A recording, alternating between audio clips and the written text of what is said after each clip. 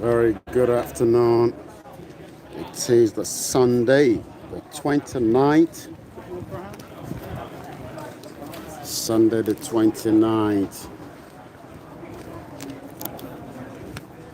of yeah, I think I better rough like this.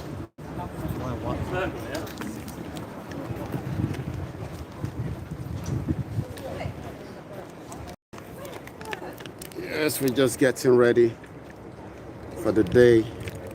It's Koikimedia again.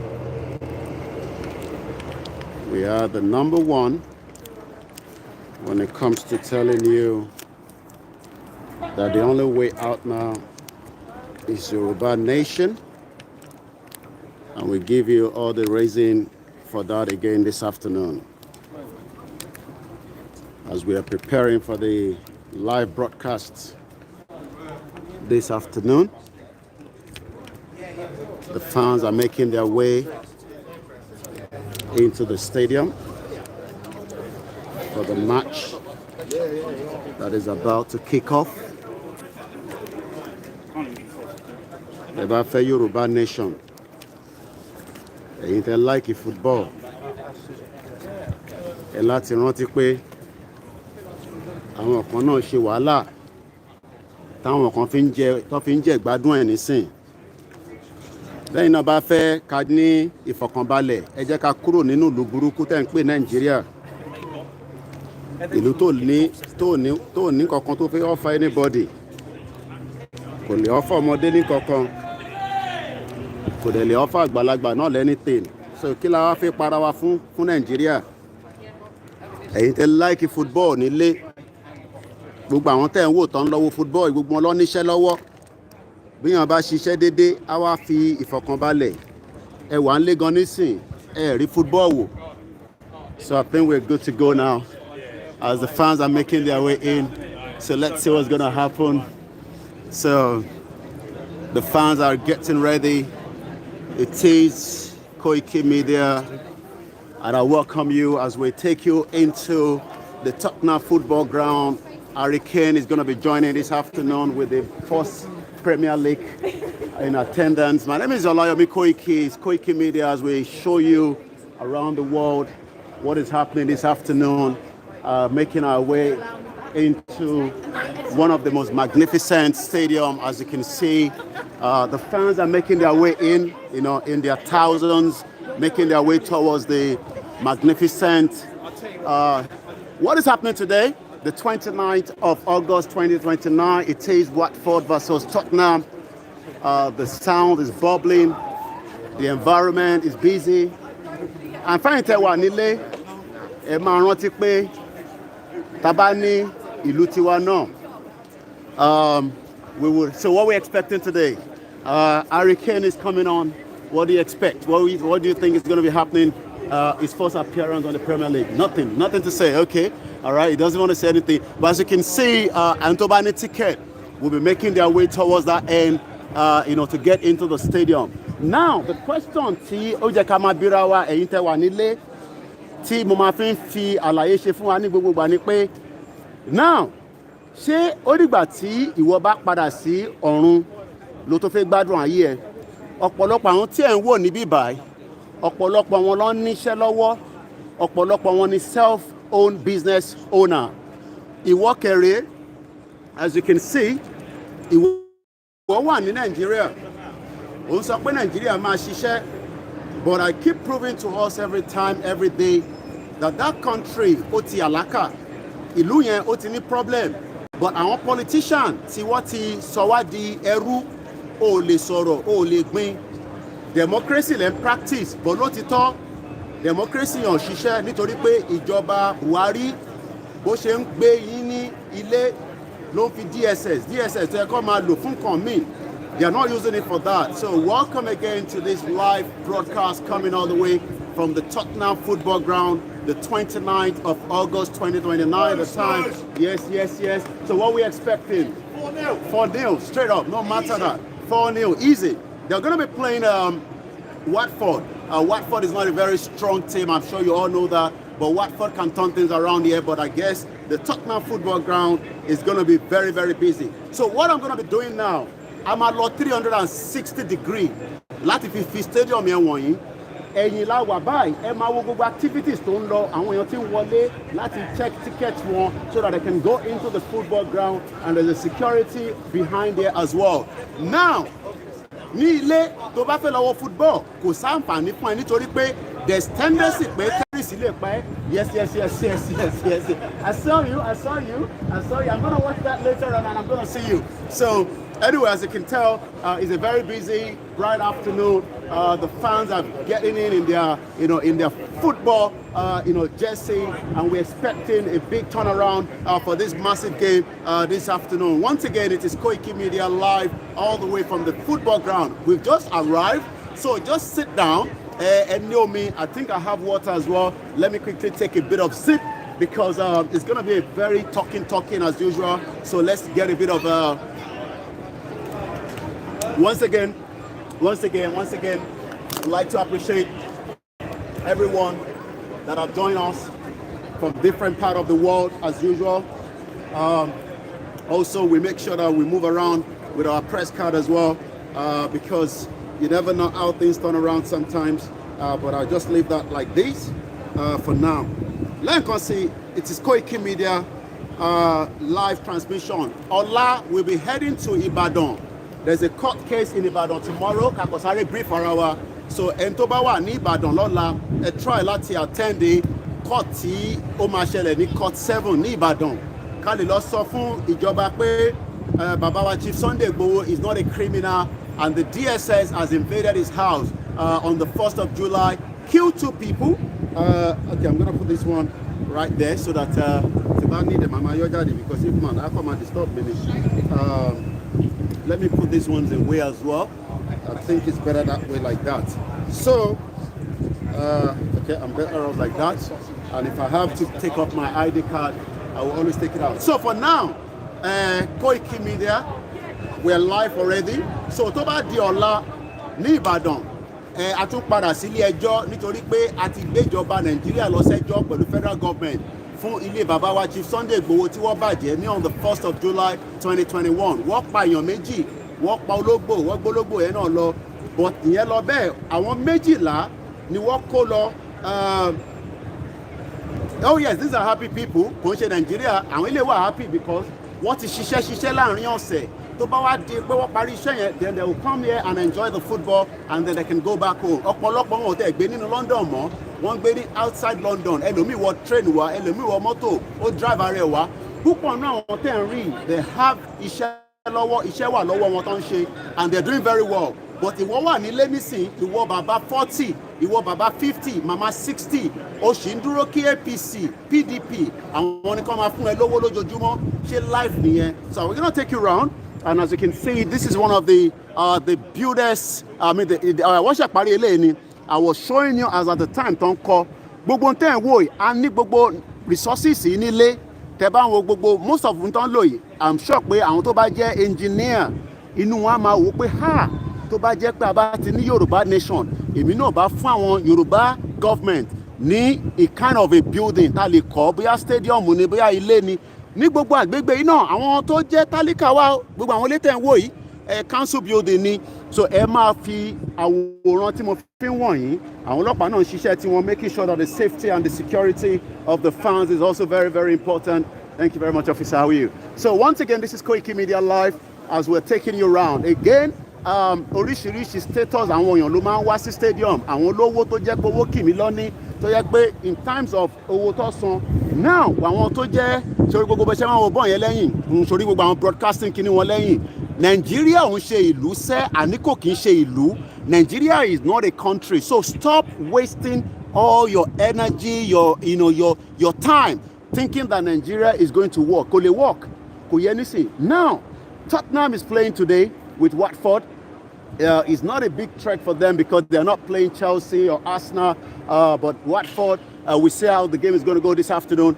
But once again, now, tó bá wá wo gbogbo òkè yẹn, wà á rí pé àwọn big boys, sórí ìwé tó ń pè ní big boys nílé tí Fúlàní lè gé orí ẹ, tó lè dùnbú ẹ, àwọn big boys gangan ló wà lókè yẹn tó ra ń gbádùn ayé wọn sórí wọn jẹun wọn jókòó sínú rẹ́sítọ́ráǹtì wọn ṣé ìwọ náà fẹ́ gbádùn láyé ẹ ni torí ajá tó ń mú lọ yín nísìn security dog ní bó ṣe wà yẹn hello doggy doggy sórí bó ṣe lọ yín ní what's the name torí ajá tó lọ yín nísìn kò sí nǹkan tó lè gbọ́rùn bó ṣe ń gbọ́rùn igbó ló ń gbọ́rùn gbogbo ẹ̀ but the question is àwọn politician wọ́n ti sọ yín di ọ̀dẹ̀ nílé right wọ́n ti sọ yín di ọ̀dẹ̀ tó bá ń wo bíbá náà nísìn sórí pé oríṣiríṣi these are the back end right gbogbo security àwọn tó ń gbá àwọn tó ń transmit fún yín gbogbo bíbá ló ti ń ṣẹlẹ̀ so ẹ̀yin tẹ́ ń wo nílé tẹ́ ń wo football nílé right ẹ̀ ń wo football yẹn nílé but àwọn tí ó níṣẹ́ lọ́wọ́ tí wọ́n wà okay right àwọn tó níṣẹ́ lọ́wọ́ tó wà okay sórí that is the the football ground there Tottenham Hotspur wọ́n ṣe parí stadium yìí ni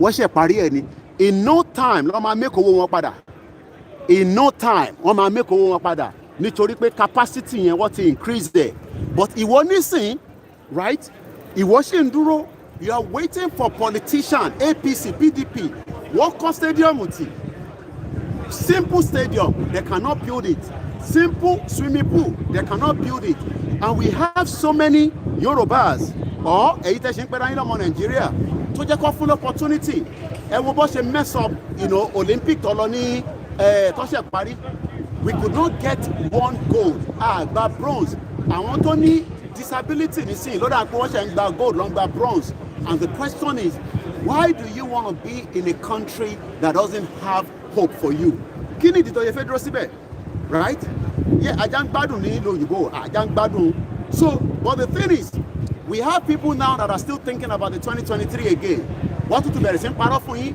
tẹ́ bá dìbò fún wa a máa sọ Nàìjíríà dòkè a máa sọ dilẹ̀ irọ́ náà ló bá it is all lies ẹ jẹ́ kí n sáré play video kan fún yín fáǹfààní ẹ̀yin tí ẹ̀ ń gbọ́ mi let me quickly play this video let's quickly play this video tí Buhari fi bá yín sọ̀rọ̀ Buhari 419 ẹ rántí ẹ̀ let's play this video tẹ́ bá rántí ẹ̀ ẹ jẹ́ ẹ ní sùúrù ẹ jẹ́ kí n yọ nínú airport me once again it's 29th of August live at the Tottenham football ground where we're going to be giving you all the back view láǹfààní àti wọlé but lóòótọ́ ní back view yẹn ẹ máa lóríṣiríṣi sórí gbogbo àwọn tó ń wò tó ń lọ tó ń bọ̀ yìí gbogbo wọn lọ níṣẹ́ lọ́wọ́ èyí tó níṣẹ́ lọ́wọ́ for one reason or the other ìjọba ń tọ́jú ẹ̀ but ìwọ nísìn ìwọ bàbá àgbàlagbà ò níṣẹ́ lọ́wọ́ ẹ jẹ́ ká gbọ́n kan tí bàbá gọ́sìmẹ̀ yẹn ẹ jẹ́ ká gbọ́n kan tó sọ fún ẹ jẹ́ ká play fún yín.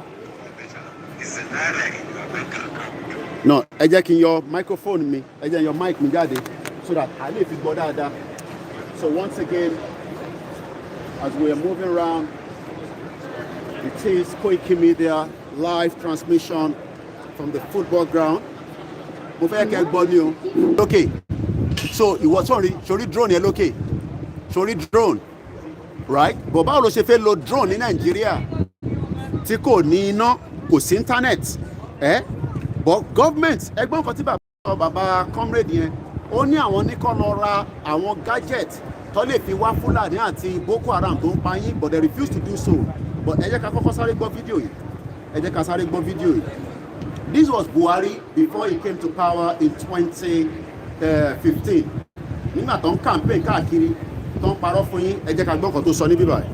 But our country has changed better. Is the naira in your bank account of greater value today than it was 4 years ago? How can we allow the cowards of Boko Haram take over any part of this country, a sovereign state? How can the young people die looking for a job in Abuja and justice is not met? What is going on here? This is our country. Allow me through to you, that in your lifetime, you and your children. Ṣẹ̀gbọ́n kan tó sọ, ó ní allow me to prove to you. Once again, please do not call, we are not taking calls here. So now, tábà wọ́n sọ fún yín pé. Our country has changed for the better. In your bank account of greater value today. It was 4 years ago. How can we allow the cowards of Boko Haram take over any part of this country, a sovereign state? How can the young people die looking for a job in Abuja and justice is not met? What is going on here? Is this our country? Allow me prove to you, and I'm sure pé púpọ̀ nínú yín nísìn ẹ ti allow Buhari kó prove fún yín àbí bẹ́ẹ̀ kọ́, so ìyẹn la ṣe ń sọ pé these are the startup the startup line, as you can see there. I can show you a little bit right from back here. Once again, this is Koikimedia Live. Hurricane Omar join one number 10 is expecting to start up line. Also Eric Dye number 15. Àwọn tó máa play lé nílẹ̀ ń wò yẹn. Number 20 Délé ọmọ Yorùbá náà ni kò lè play fún Nàìjíríà. Stephen Bagjung jersey number 23. Again, these are the startup line for Tottenham this afternoon. Oliver Skip. Now, ìbéèrè tí mò ń bi ni pé, how can you now say that contraction is working? Ìbéèrè ni o, ẹni bá mọ̀ kó wá sọ. Ìlú tí ní àǹfààní kankan fún anybody, olúkálùkù yín kò láǹfààní kankan tó fẹ́ ṣe fún yín. Torí gbogbo àwọn tó ń wò yìí lọ́tún lósì, àwọn tó ń wò yìí wọ́n lórí méjì, wọ́n lórí mẹ́rin, wọ́n ní orí mẹ́fà. Àwọn bàbá wọn, àwọn great grandfather wọn, tó bá wo far end bẹ́ẹ̀ wá rí helicopter náà lókè. Sorry, this is again the view, as you can see from this end. This is the back end again. Sorry, àbíkó yẹn nísìn. This is another view of the stadium. Once again, this is Koikimedia Live, as the game is not yet kò tí bẹ̀rẹ̀. So gbogbo àwọn tó ń wò lókè yẹn, right? Gbogbo wọn ló níṣẹ́ lọ́wọ́, gbogbo wọn lọ́nà opportunity, but ìlú tí wọ́n wà ní kò fún ẹ ní opportunity until your country gives you opportunity. Kò fún ẹ ní opportunity. So ní gbogbo àwọn eléyìí nísìn kò sí ìlú tó fi lọ ní gbogbo àgbáyé wọ́n respect wọn. Ló ti tọ́ lódodo ìlú wọn ló colonize wa, àwọn ló dá wàhálà sílẹ̀, àwọn ọmọ ń gbádùn, ìwọ wá jókòó sílé òun play bàbá Ìjẹ̀bú, ó lọ ń play naira bet, kíní kan naija bet. Ó yẹ nísìn ìyá dẹ̀ ń jẹ́ the last 1,000 naira tó yẹ kó fi jẹun ó tún lọ fi ń gba tẹ́tẹ́. Àwọn tó ń gba tẹ́tẹ́ lórí ẹ̀ àwọn ọmọ wọn wà òkè, wọ́n níṣẹ́ lọ́wọ́, àwọn náà ń play tẹ́tẹ́ lóòótọ́ but wọ́n ní iṣẹ́ lọ́wọ́. Ìwọ nísìn ò níṣẹ́ lọ́wọ́, ò ní iṣẹ́ lọ́wọ́, pẹ̀lú ẹ̀ ó wá tún lọ ń gba tẹ́tẹ́. Ìyẹn la ṣe sọ fún yín pé let us get out of the contraction called Nigeria. Once again, a very good afternoon and welcome as the fans making their way into the football ground. Now, sórí stadium tó ń wò yìí, oríṣiríṣi nǹkan ló máa ń ṣe níbẹ̀. Bó ṣe ń ṣe ìyàwó níbẹ̀, wọ́n ń ṣe so many activities, and they are also helping the local government, the local borough. Borough táwa yìí, òun ló ń pè ní the London Borough of Haringey. Tá bá lọ wo kí ni statistics àwọn tó ń gbé ní borough yìí. This is Koikimedia Live. Kí ni population ẹ̀. So the population of London Borough of Haringey, 254,900. Can you see that? Let me expand it. Torí pé ẹ lè sọ pé ẹ̀rí nísìn, ṣé ẹ rí 254,000 òun ni gbogbo àwọn tó ń gbé ní gbogbo agbègbè yìí tí stadium yìí wá wà láàrin méjì ẹ̀. Now ìwọ náà máa ronú sí, if only the same thing is where in Oshodi you have a stadium like this. In Abule Egba, you have the same stadium. But what they've actually done is they've locked all the potentials of every single one of you. Gbogbo ìmọ̀ àpáta ló ti lock potential yín. Potential yín wọ́n ti okay. Also, think there's going to be a boxing match coming up very soon. There's also the NFL coming up as well. So kò ń ṣe football nìkan ló ń gbá níbí báyìí. Wọ́n máa tún turn ní stadium yẹn sí nǹkan míì. Ó ń generate owó fún wọn. Now, ìbéèrè ni pé Nàìjíríà nísìn stadium mélòó ló ń generate owó fún yín? How many stadium ló ń generate owó fún yín? And that is why we are saying until tá bá dá dúró la máa ní fọkànbalẹ̀. Láàrin nínú bọ́rọ̀ yìí school kan wà níbẹ̀. Ẹ rántí nígbà tí mo gbé pray. Ẹ rántí this is not the school but this is another school. So school láàrin méjì ẹ̀ everywhere wà lórí dé nísìn. But now sórí ìwọ tó wà nílé ìwọ ni àánú mi ṣe jù, because sórí gbogbo àwòrán tí máa fi ń wọ̀nyí ẹ̀yin youth ẹ̀yin student right Tí ìwọ wá feel pé Nigeria will help you. My question is, Nigeria cannot help you. Nigeria is a crime scene, and until we all exit out of Nigeria, we will all be wasting our time. So I don't know anything. They get paid for the job, and there's still opportunity, right? So creating opportunity that change lives. So unleashing potential, creating opportunity that change life. And so for anything, opportunity that will change life. Ní Yorùbá nation, opportunity to máa fún any view by, right? Opportunity tó yẹ pé ìwọ náà máa ní Koiki, gbogbo ẹ̀yin media wa, bàbá wa Kíntóyè, bàbá wa Chief Sunday Igboho, gbogbo àwọn tó ń ṣakitiyan lọ́tún lósì pé kárí Yorùbá nation gbà. Tí bá kò rọra move kìíní ìṣòro ẹ̀ tó ń lọ yẹn lórí wheelchair yẹn, ó better off ju so many of you nílé lọ. Ẹ̀yin kọ́ able for nothing. Able for nothing because there is no opportunity given to anybody. Let's see, I think somebody's trying to call. Please do not call yet. Hello? I'm on a live broadcast at the moment.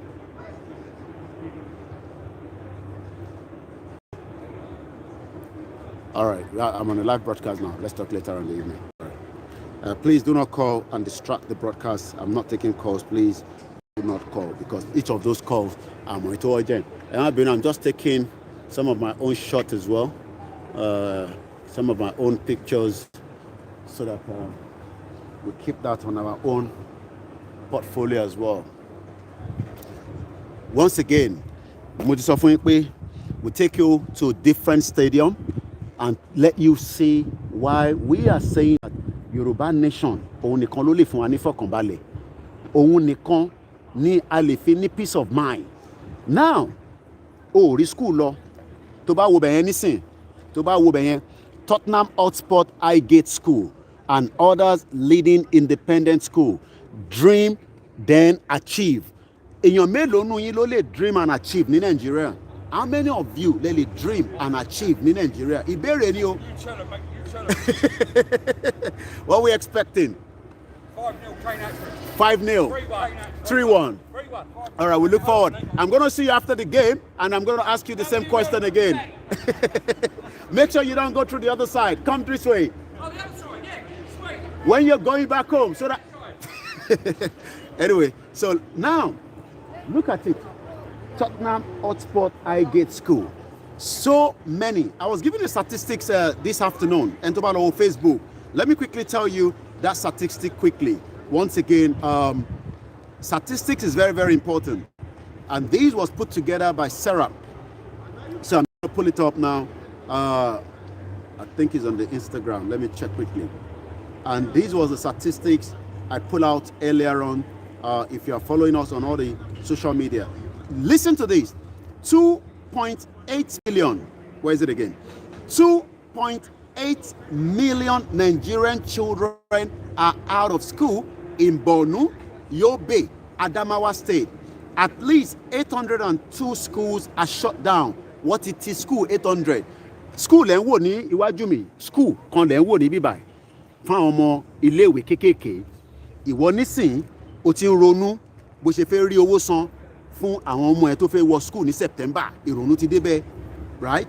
Not only that, 497 classrooms have been destroyed. 497 classrooms have been destroyed. Then the question then is, who are you keeping Nigeria for? Who actually do you want to protect that country, Nigeria, for? Because we all know now that Nigeria is not a country. It's not working. It's not working. So, who do you really, truly, again, you know, most of the time, the reason why you see all the big views is because you can see there what's wrong, drone, war, drone, Fibayiwa, gbogbo àwọn Boko Haram tó ń pa wá káàkiri. They refuse to do the right thing. The government of Nigeria knows the right thing, but they refuse to invest. They refuse to keep your life going. This is now saying, dream, then achieve. My question then is, how can you dream and achieve in Nigeria of today when it is not working? How can you dream in a country where everything is the nepotism in the hands of the Fulani and the Hausa? How can you dream of that? Ìbéèrè ni o. right? How can you dream about that?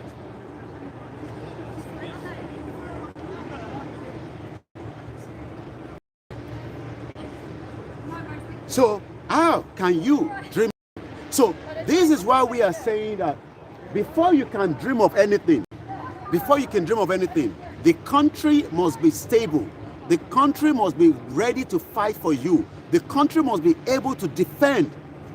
The question is, can the government, whether this present government, the previous government, whether it is from the 1960s, what has Nigeria done for you? What has Nigeria done for you? It's just a question. Kini Iwulo Nigeria, as you can see, right? This says it there. You can see it. Ibikonimoko, right?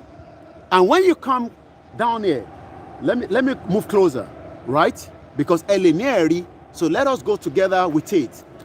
School, Oshe Pataki. School, over important. This is a sixth form.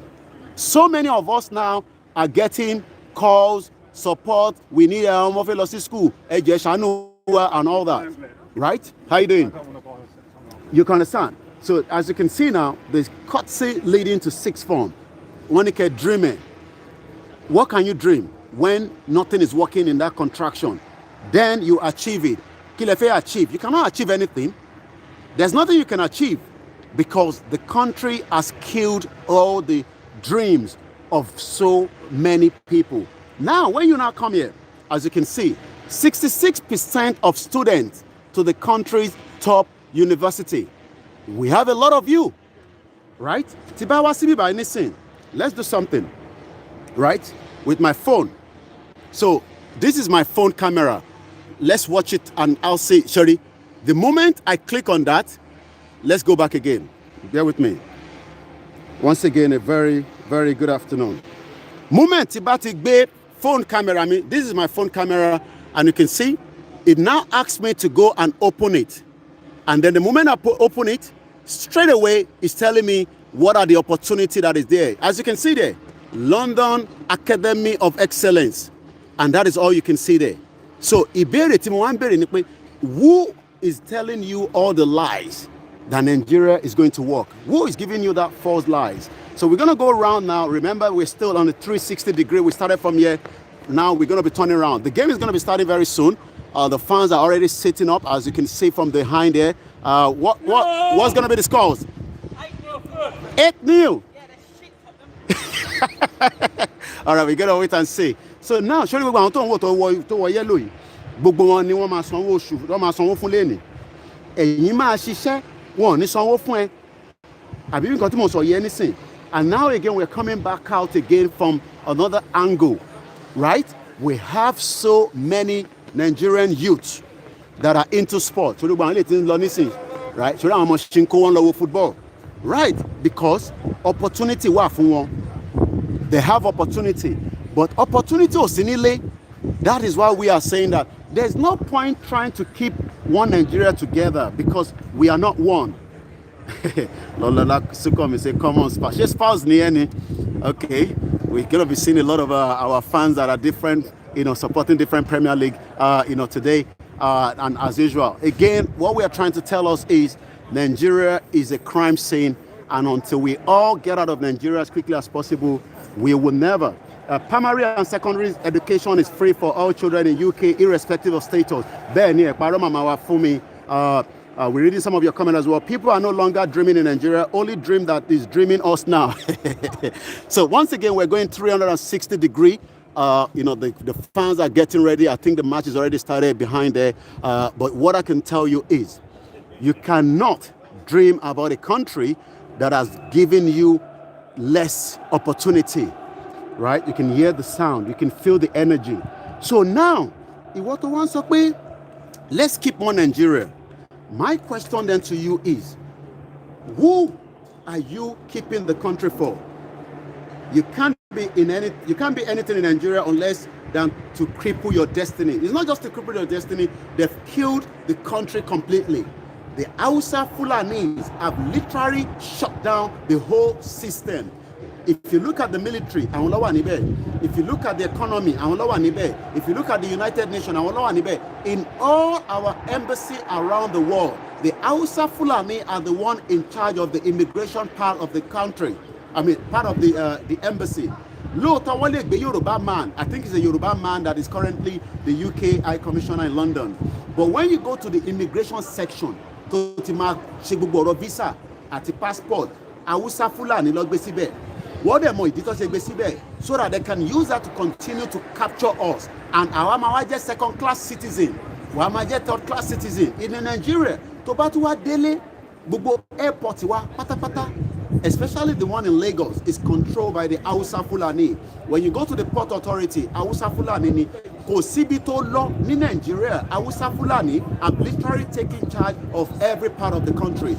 And you will continue to be a slave as the indigenous owner of the land. Awala nílẹ̀, orí ilẹ̀ kan lọ́kọ́ wíwá sí nísìn, orí ilẹ̀ kan lọ́kọ́ sí, but àwa nísìn gbogbo tó wà ní abẹ́ ilẹ̀ wa tó jẹ́ resources wa tó yẹ kó máa fi tọ́jú ẹ kó lè fi láǹfààní gbogbo ẹ̀. Sórí gbogbo àwọn ilé tó ń wò tó wà lẹ́yìn mi jẹ́ tún gbé wá báyìí. Sórí gbogbo àwọn ilé wọ́n ń pè ní council building. Ó mọ̀ pé lẹ́ẹ̀kan mò ń ṣàlàyé fún wa pé ní gbogbo àdúgbò yìí wọ́n ń pè ní London Borough of Haringey.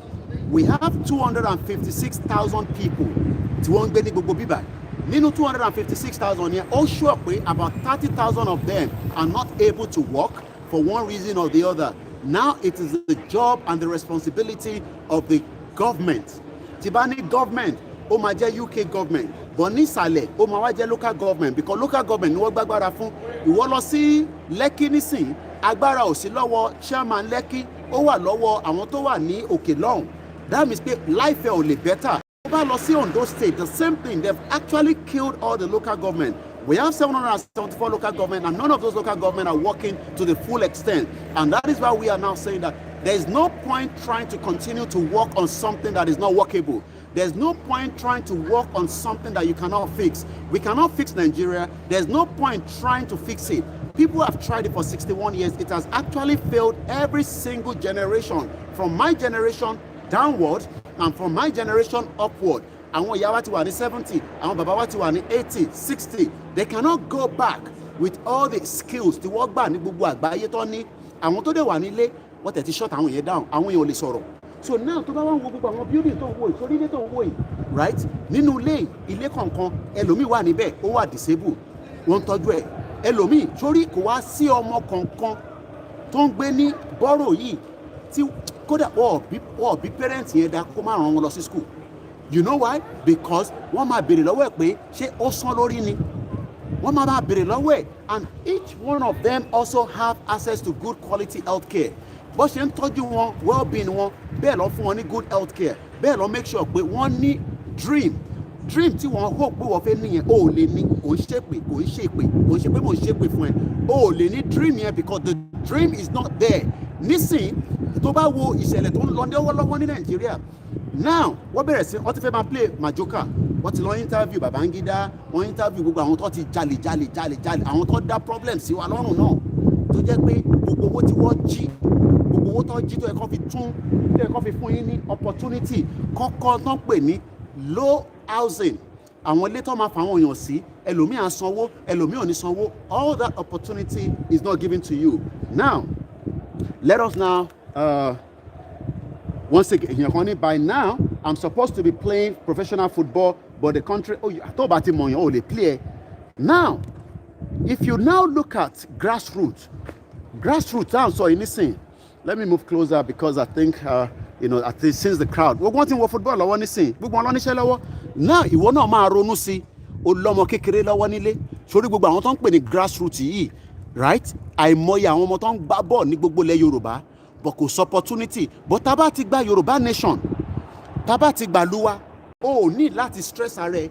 Yorùbá ló máa play fún, sórí Nàìjíríà yẹn kọ́ ló máa play fún mọ́, Yorùbá land ló máa play fún, and a dẹ̀ máa ní opportunity ní gbogbo constituency, gbogbo ilẹ̀ Yorùbá pátápátá ni a máa create opportunity.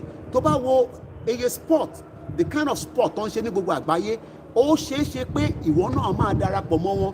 Tó bá wá jẹ́ pé tí wọ́n ní disability challenges, wàá tún máa ní opportunity. Now tó bá wo àwọn ọmọ kéékèèké, wọ́n ti bẹ̀rẹ̀ sí groom wọn láti ilẹ̀.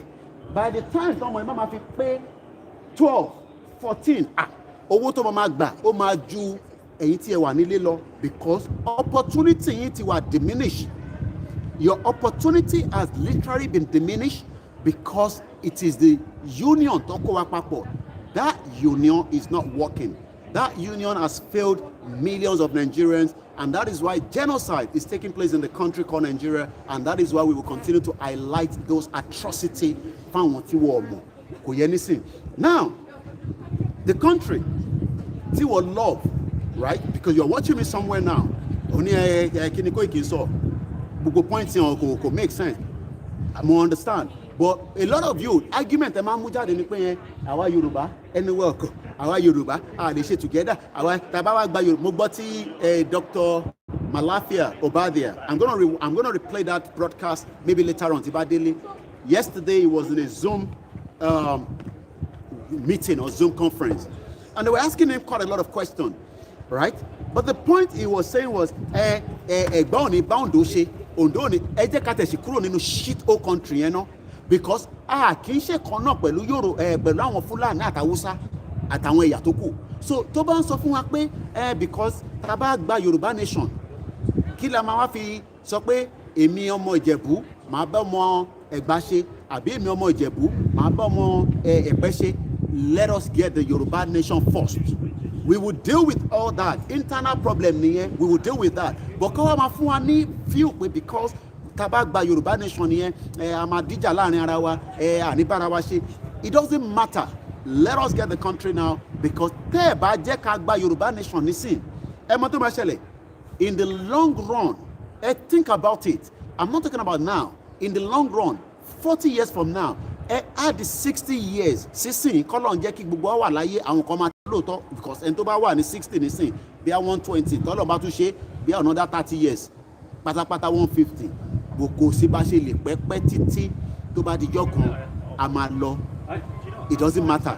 Bákan la ṣe máa lọ ẹlòmíì máa sùn kò ní jí ẹlòmíì mọ́tò accident ẹlòmíì wọ́n máa ṣàṣì oríṣiríṣi a máa lọ. Now ìbéèrè tẹ́ ká máa bíra wa ni pé can we truly say, and I'm not going to open the phone line so that we can get a couple of calls. Let me move back so that àwọn tó ń lọ ní disturb wọn. Is it 360? A ṣì máa lọ round. Ẹ máa rántí pé gbogbo àwọn building tẹ́ ń wò yìí.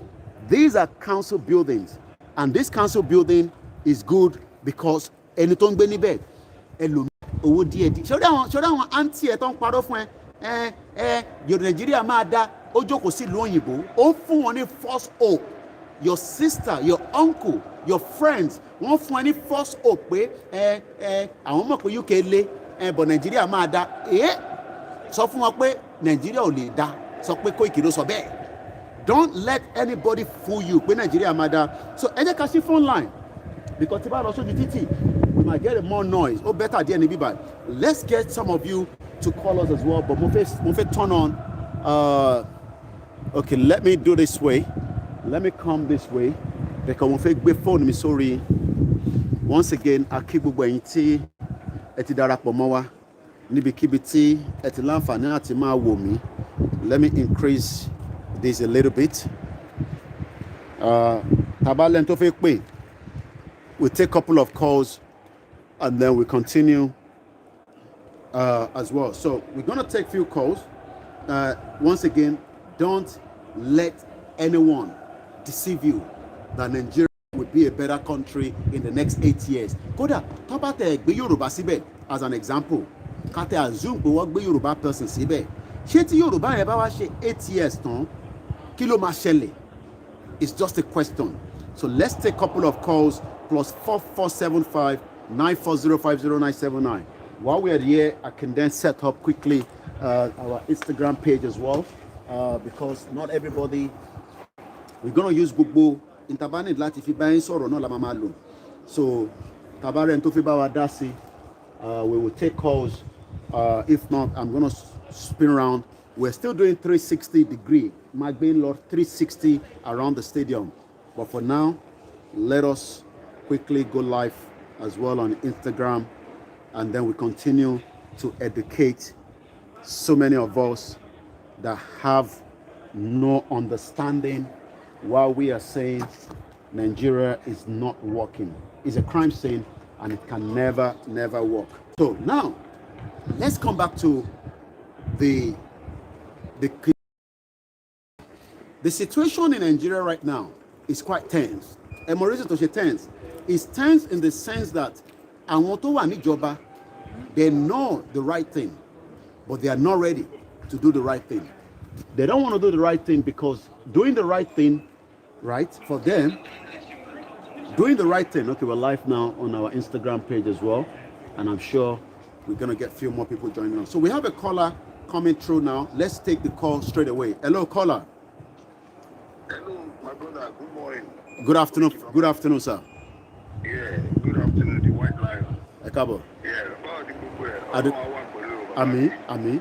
Oh, ní ṣíṣe lórúkọ Jésù. Àmín. Ayé ò ní rí ẹmú lágbára Ọlọ́run kò ní rá àwọn ọmọ ẹmú. Àmín.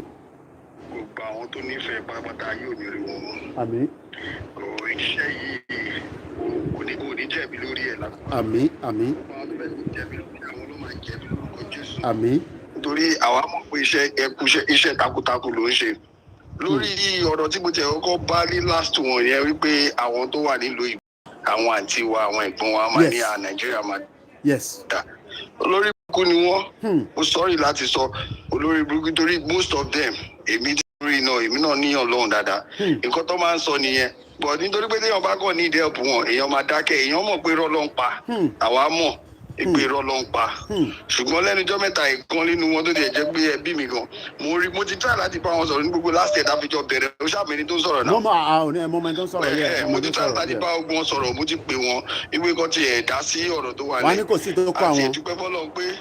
àdúpẹ́ fọlọ́n pé wọ́n ti ń gbé sórí WhatsApp wọ́n ń sìn ẹnujọ́ mẹ́ta mo wá rí lórí WhatsApp wọn mo ṣáàrí kíní Yorùbá Nation mo wá ta sí wọn mo ní àǹtí mi pé báwo ni pé nǹkan tá a ti wá pé mo ti ń ta sí ìlàjọ ní àwọn gangan làwọn kọ́kọ́ bẹ̀rẹ̀ tipẹ́tipẹ́ táwọn ti ṣe pẹ́yìn Nàìjíríà mọ́kọ́ mo ní rọ́lẹ̀ ń pa àǹtí mi ẹ gbàgbé yẹn ẹ ṣe ń sọ́pọ̀tì wá ń sìn ni àwọn náà dẹ̀ ni wọ́n ti ń dàgbà o wọ́n ti wọ 60 o. ìgbà mélòó ọmọ kékeré máa dàgbà ní kò sọ́gbọ́n ẹ.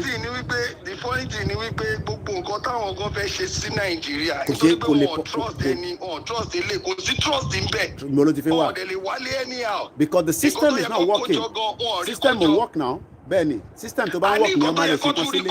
èmi ń sọ tìdílé mi fún ẹ̀sìn ni ṣòye ẹ̀sìn gbogbo wọn náà ni wọ́n ní problem London let me tell you. Every èèyàn kan wà ń lo ìbò wọ́n ti wà ń bẹ̀ over 40 years ẹ̀gbọ́n mi tí mo sọ yìí ìgbà ọlọ́ṣẹ́ bẹ̀rẹ̀ sí ní nǹkan kan tó kọ̀ ra gbé kalẹ̀ tó ń ṣe nǹkan tó yẹ kó máa wọlé kó máa jáde ìjọ kan tiẹ̀ lọ ń ké nígbà yẹn lọ́dún yẹn lọ́hùn ká tó bẹ̀rẹ̀ kíní pé ṣé èmi rò pé àwọn fẹ́ wálé ní kíní kan ìgbà kan àkókò tó di pé ọ̀ lè help èèyàn kẹ̀dẹ̀ tún help wa nínú pé kẹ́ jáde lọ́hùn sí i ó lè fún ṣé yẹn ló dáa káti ẹ̀ mọ́ wọ́n ti arrest àwa tá a wà ń lé wọ́n ti kù wá mọ́lẹ̀. bẹ́ẹ̀ni ẹni tó tún wà ń ta kò gbọ́dọ̀ tó agitate fáwọn tó wà nílé because àwa tá wà ń ta wọ́n lè mú wa mọ́lẹ̀ wọ́n lè ní ká má sọ̀rọ̀ ọ̀tẹ̀ tó wà lé nísìn tó bá sọ̀rọ̀ báyìí nísìn ọlọ́pàá máa wá ń káàkiri ni àìmọye àwọn tó ti go underground nísìn because they are scared. exactly àwa tá wà ń lé gan abẹ́ jáde nǹkan tẹ́mi kàn mọ̀ ni wípé tó bá wọ́n lè kó AK-47 yẹn lẹ́fìbọ̀dì lọ́wọ́ wọn á mọ̀ pé àwọn tó wà ní náà lè jáde àwọn tẹ́rí pé wọ́n jáde yẹn ẹ̀rí bọ́ máa lè jáde because nítorí nǹkan tó wà lọ́wọ́ wọn yẹn náà ni ọ̀pá ṣe ó dàbí ẹni tó ń jáde sí tó ń drive lọ tó lè pàdé ẹ̀ lọ́nà tó yọ̀ bọ́. We're gonna go around a little bit now. Mo ń gbọ́. Bẹ́ẹ̀ni.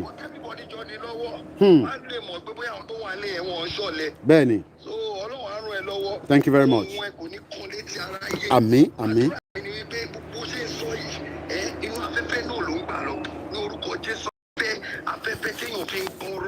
Let's take a move now.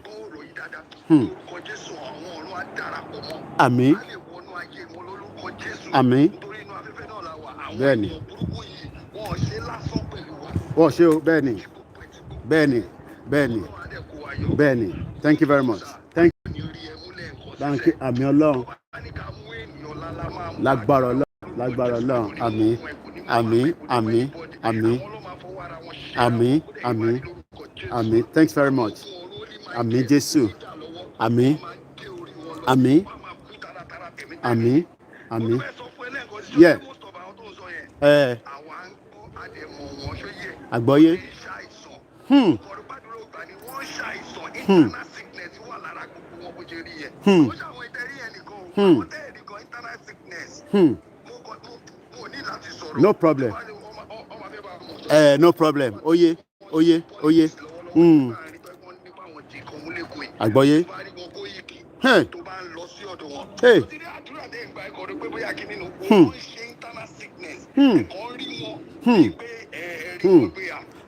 Gbogbo àwọn building tẹ́ ń wò yìí council building ni oríṣiríṣi èèyàn ló ń kó síbẹ̀ ẹni tó ń ṣiṣẹ́ wà níbẹ̀ ẹni tó ń ṣiṣẹ́ wà níbẹ̀ ẹni tó ń sọ̀rọ̀ yìí ó ti wọ London dáadáa so ó mọ tí mò ń sọ so and that is why táwọn sọ pé ní Èkó nísìn kò sílé kankan tọ́kọ́ fún yàn kankan fún mẹ̀kúnnù mọ́ kò sílé mẹ̀kúnnù mọ́ school kan ni máa fi wọ̀nyí nísìn níwájú we are still going 360 degree yeah mo ń gbọ́. Yeah.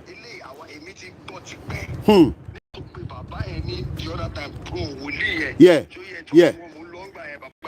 Mo rántí yẹ. Mo ń gbọ́.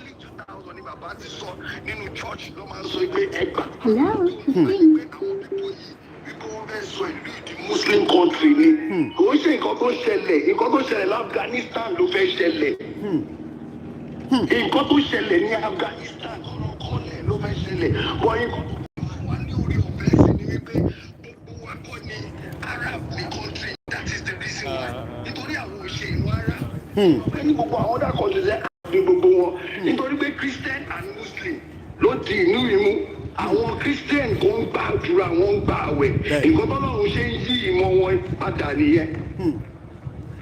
Do you understand now? Àgbọ́yé. Bẹ́ẹ̀ ni sà so nǹkan tó fẹ́ ṣe nìyẹn ká pín ló dá o Ọlọ́run bá wa pín lórúkọ Jésù ó ṣe máa rí nìyẹn. Thank you my brother. Banki Yawo náà thank you very much that's one of the very last year he's been with us.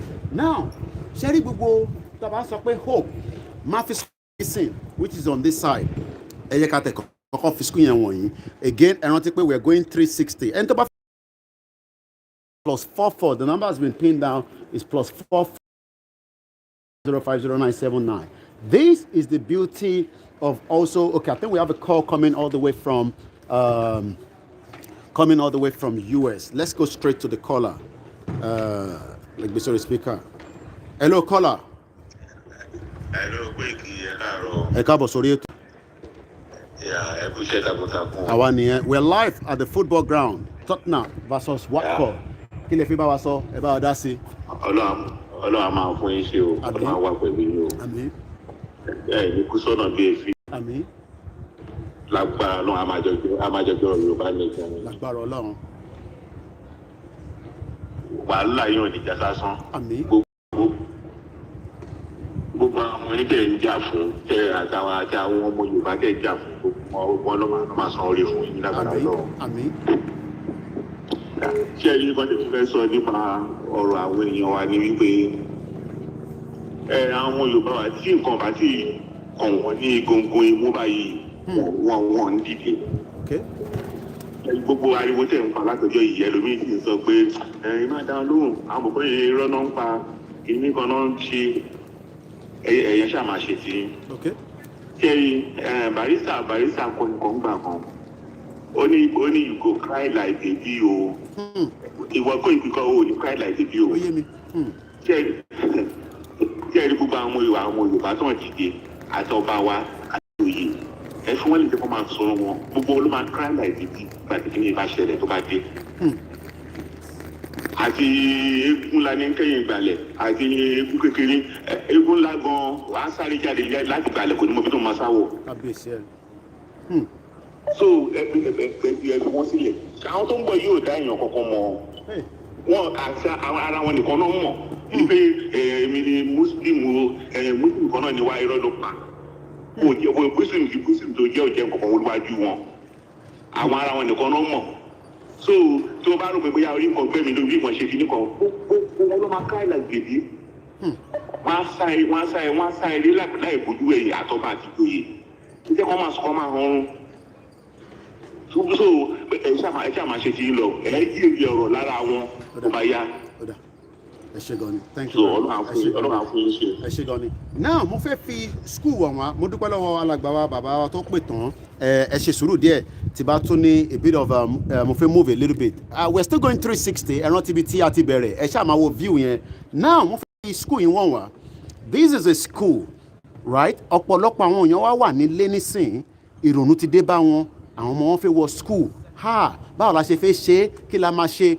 Now this is a school, right? It's called Welcome to St. Francis de Sales Catholic Infant and Junior School. Gbogbo ọmọ tó ń gbé ní gbogbo agbègbè yìí ó ní opportunity láti wọnú school yìí, whether you are Muslim, whether you are Christian, whether you don't believe in anything. Wà ní máa sọ fún yín pé kò ń ṣe gbogbo èèyàn ló believe, kò yẹ yín nísìn, kò ń ṣe gbogbo èèyàn ló believe. Now tẹ́ bá wá wo bí thing, right? Ó sọ pé nursery places available. Ẹ máa wò báyìí. Ẹ rántí gbà kan tí mo ṣe fídíò kan tí mo ní pray lójú gbogbo àwọn èèyàn nígbà yẹn. Kí ló ń ṣe bọ̀bọ̀ yìí, kí ló ń ṣe mí ni gbogbo èèyàn ń sọ. Ẹ jẹ́ ká tún gba ìpè méjì sí ní ẹ̀gbẹ́ background tí mo wà yìí gangan. Ká bá rí àwọn tó fi bá wa dá sí. We have a lot of our people that cannot attend school. Kò ń ṣe kékeré. Hello caller. Koiki. Ẹ ti wọlé, ẹ wà lórí ètò, ẹ bá wa dá sí.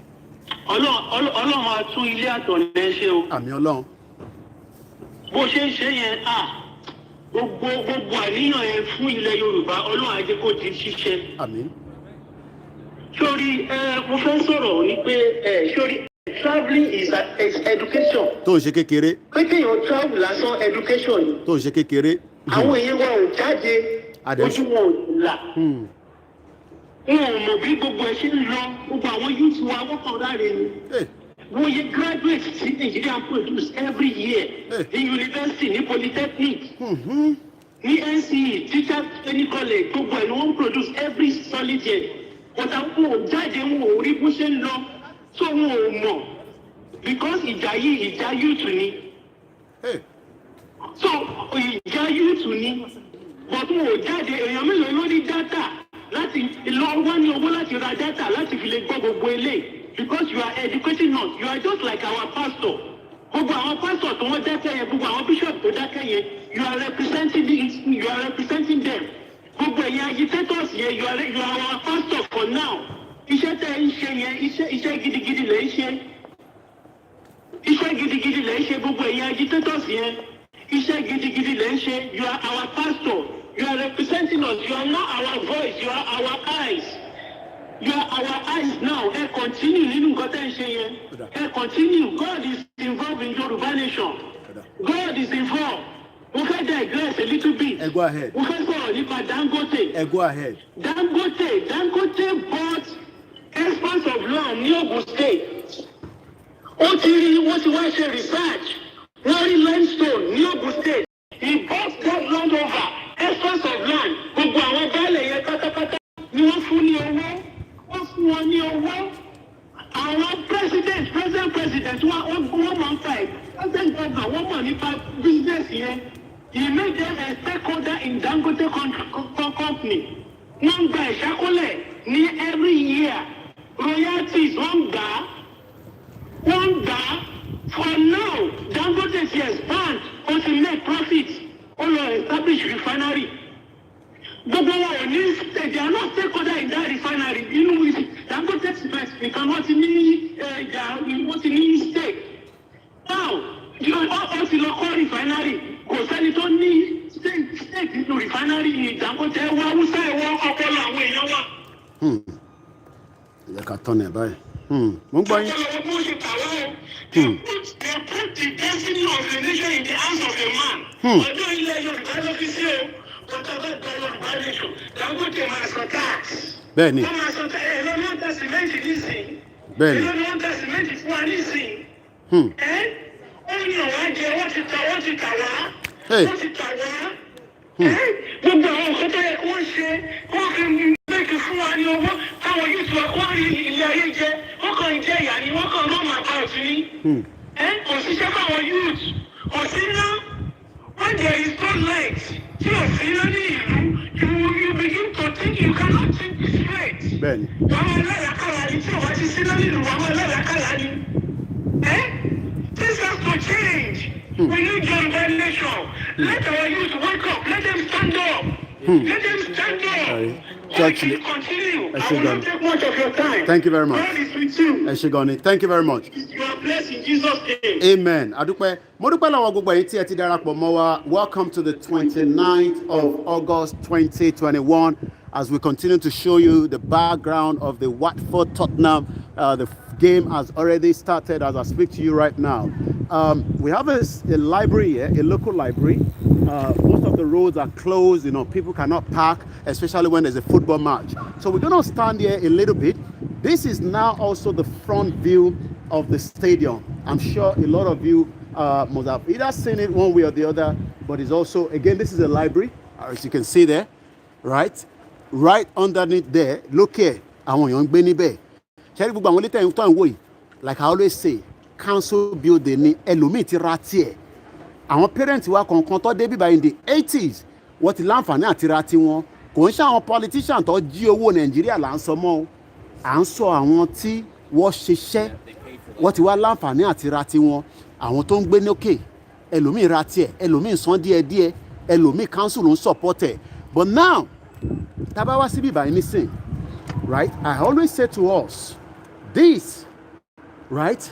As you can see there, I want to see where I can get a good view. Láti dúró dáadáa. So let's stay this side. So as you can see there on the top there, that is it's showing quite a lot. You can see there it is Watford versus Tottenham, and this is also 360 degree. We're still taking calls. Tabali ẹni tí ó fẹ́ bá wa dá sí ẹ pè wọlé àgbépè yín. Ẹlòmíà ní Koiki ṣé gbogbo eléyìí necessary eléyìí kọ́ la need. No, I need it because tá bá ń sọ pé a fẹ́ gba ìlú aláti build economy ìlú yẹn náà báwo la ṣe fẹ́ rí owó. We have a call coming all the way from Ghana. Let's go straight to the caller. Caller. Hello. You're welcome to the program. Welcome. Good afternoon. I'm calling from Ghana. I could tell. Go ahead. Yeah, my contribution for Yoruba history. I want to go for Loki around the Uki so that the people of this program, so that our parties and the young people to can easily follow this program so that when the time comes to collect our nation, to almost become, because all the area the 12 people are high. Okay. Around area the 12 are more. So that when the awareness are going there, campaign are going there, always, I swear, I know that one day, Yoruba will be seen. Okay. Yoruba will be seen. Okay. Thank you. Thank you very much. Let's come back. Morila to Dublin. Keep trying. Agbiwole, when we have the opportunity, keep trying. Hello, caller. Good morning.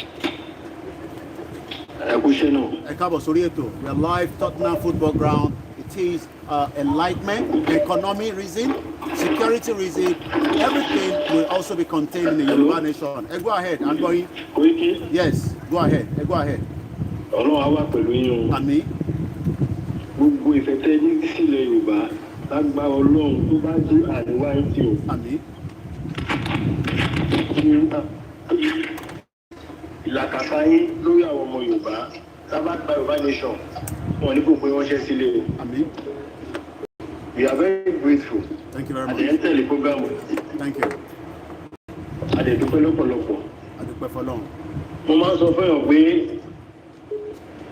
ẹ̀yin tí Ọlọ́run yóò ayé ló ti wá nílẹ̀ Yorùbá báyìí. Okay. Kọ́lọ̀ máa mú ikú fún wa. Àmín Ọlọ́run. Kọ́là tó sọ̀rọ̀ lẹ́ẹ̀kan. Bẹ́ẹ̀ni. That is a part of life. If I keep telling most of our people, tó bá ti kó lórílẹ̀-èdè Nàìjíríà inú ẹ̀wọ̀n ló wà. Gbogbo ẹrú ló wà tó bá ti kó lórílẹ̀ Nàìjíríà bó mo jáde kó lórílẹ̀ Nàìjíríà mo wọ ìlú mi. Mo lọ sí Dubai 2018. Ọlọ́run mo lọ bí láti gbà ní 2017. Okay. One big she didn't put this in on one of the two call. But the old structure was beautiful now. Only government of Brazil has been said to pay for standard more. Okay. But about so you want to pay now. How many wàhálà yín pọ̀? Ẹ fẹ́ dá ogun sílẹ̀ ni. Ẹ fẹ́ ṣe kíní kan sílẹ̀ ni. Ogun tó fúnra tó wá mú wọlé tó ń pa wá lẹ́yọ kọ̀ọ̀kan. Lójoojúmọ́. Ṣógun ò sí dé. Ó ti wọlé. Ogun ti Tó wọlé. kí ni ogun tó wá ń pa yẹn? Ogun tó wá ń pa yẹn ọ̀kan mẹ́ta fún àlọ́ bá gòkè kúkú pa ogun atọ́lẹ̀ kan náà káfíìsì wọ́n sàfọ́.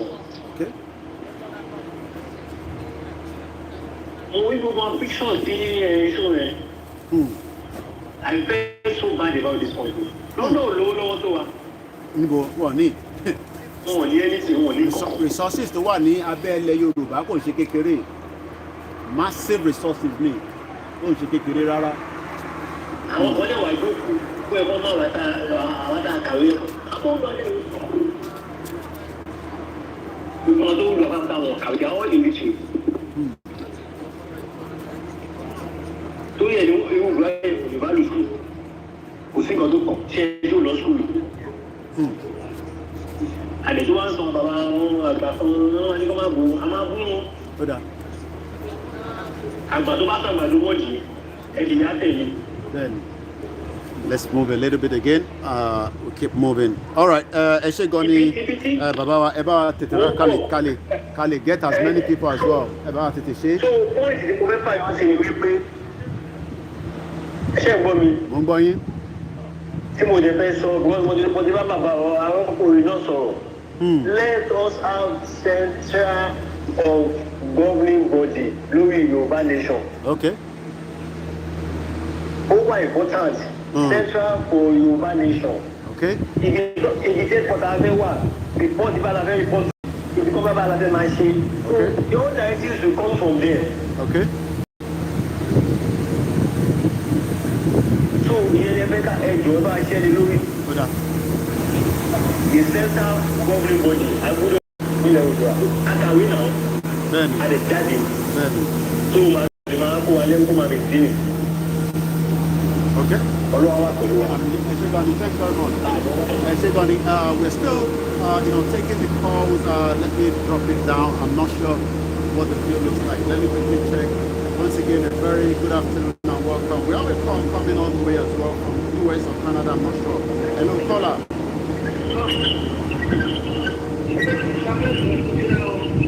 About mute the background here. There's a lot of echo coming through. About mute the background here, patapata, please.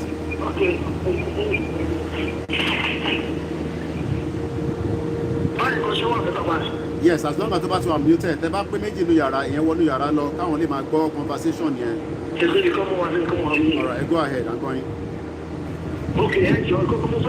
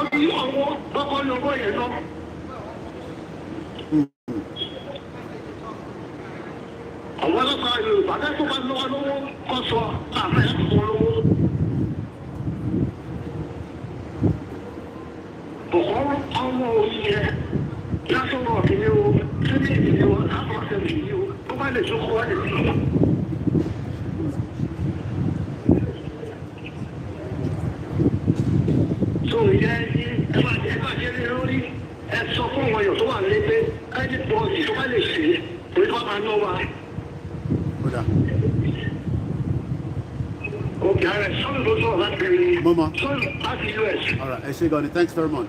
I'll take on it. Okay, all right. Now, why do we come out and try to give us a background view? Right here now, every maybe 1 week or every other week, don't know how the whole game is planned. The football match travel down to a particular borough. That borough on that day, the businesses are making money. They are making money because the environment is conducive. The system is working, even though they are also paying tax back as well to the system. Nínú tax tí wọ́n san I think we have a caller. Yes, let's go straight to Dublin so that I cannot waste too much time. Hello, caller. Hello, Mr. Koiki. Adúpẹ́ sir. Ẹ kú iṣẹ́ takuntakun, Ọlọ́run máa ràn yín lọ́wọ́. Àmín.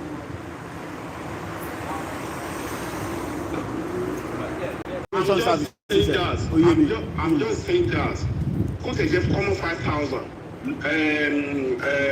Have a military this soldier.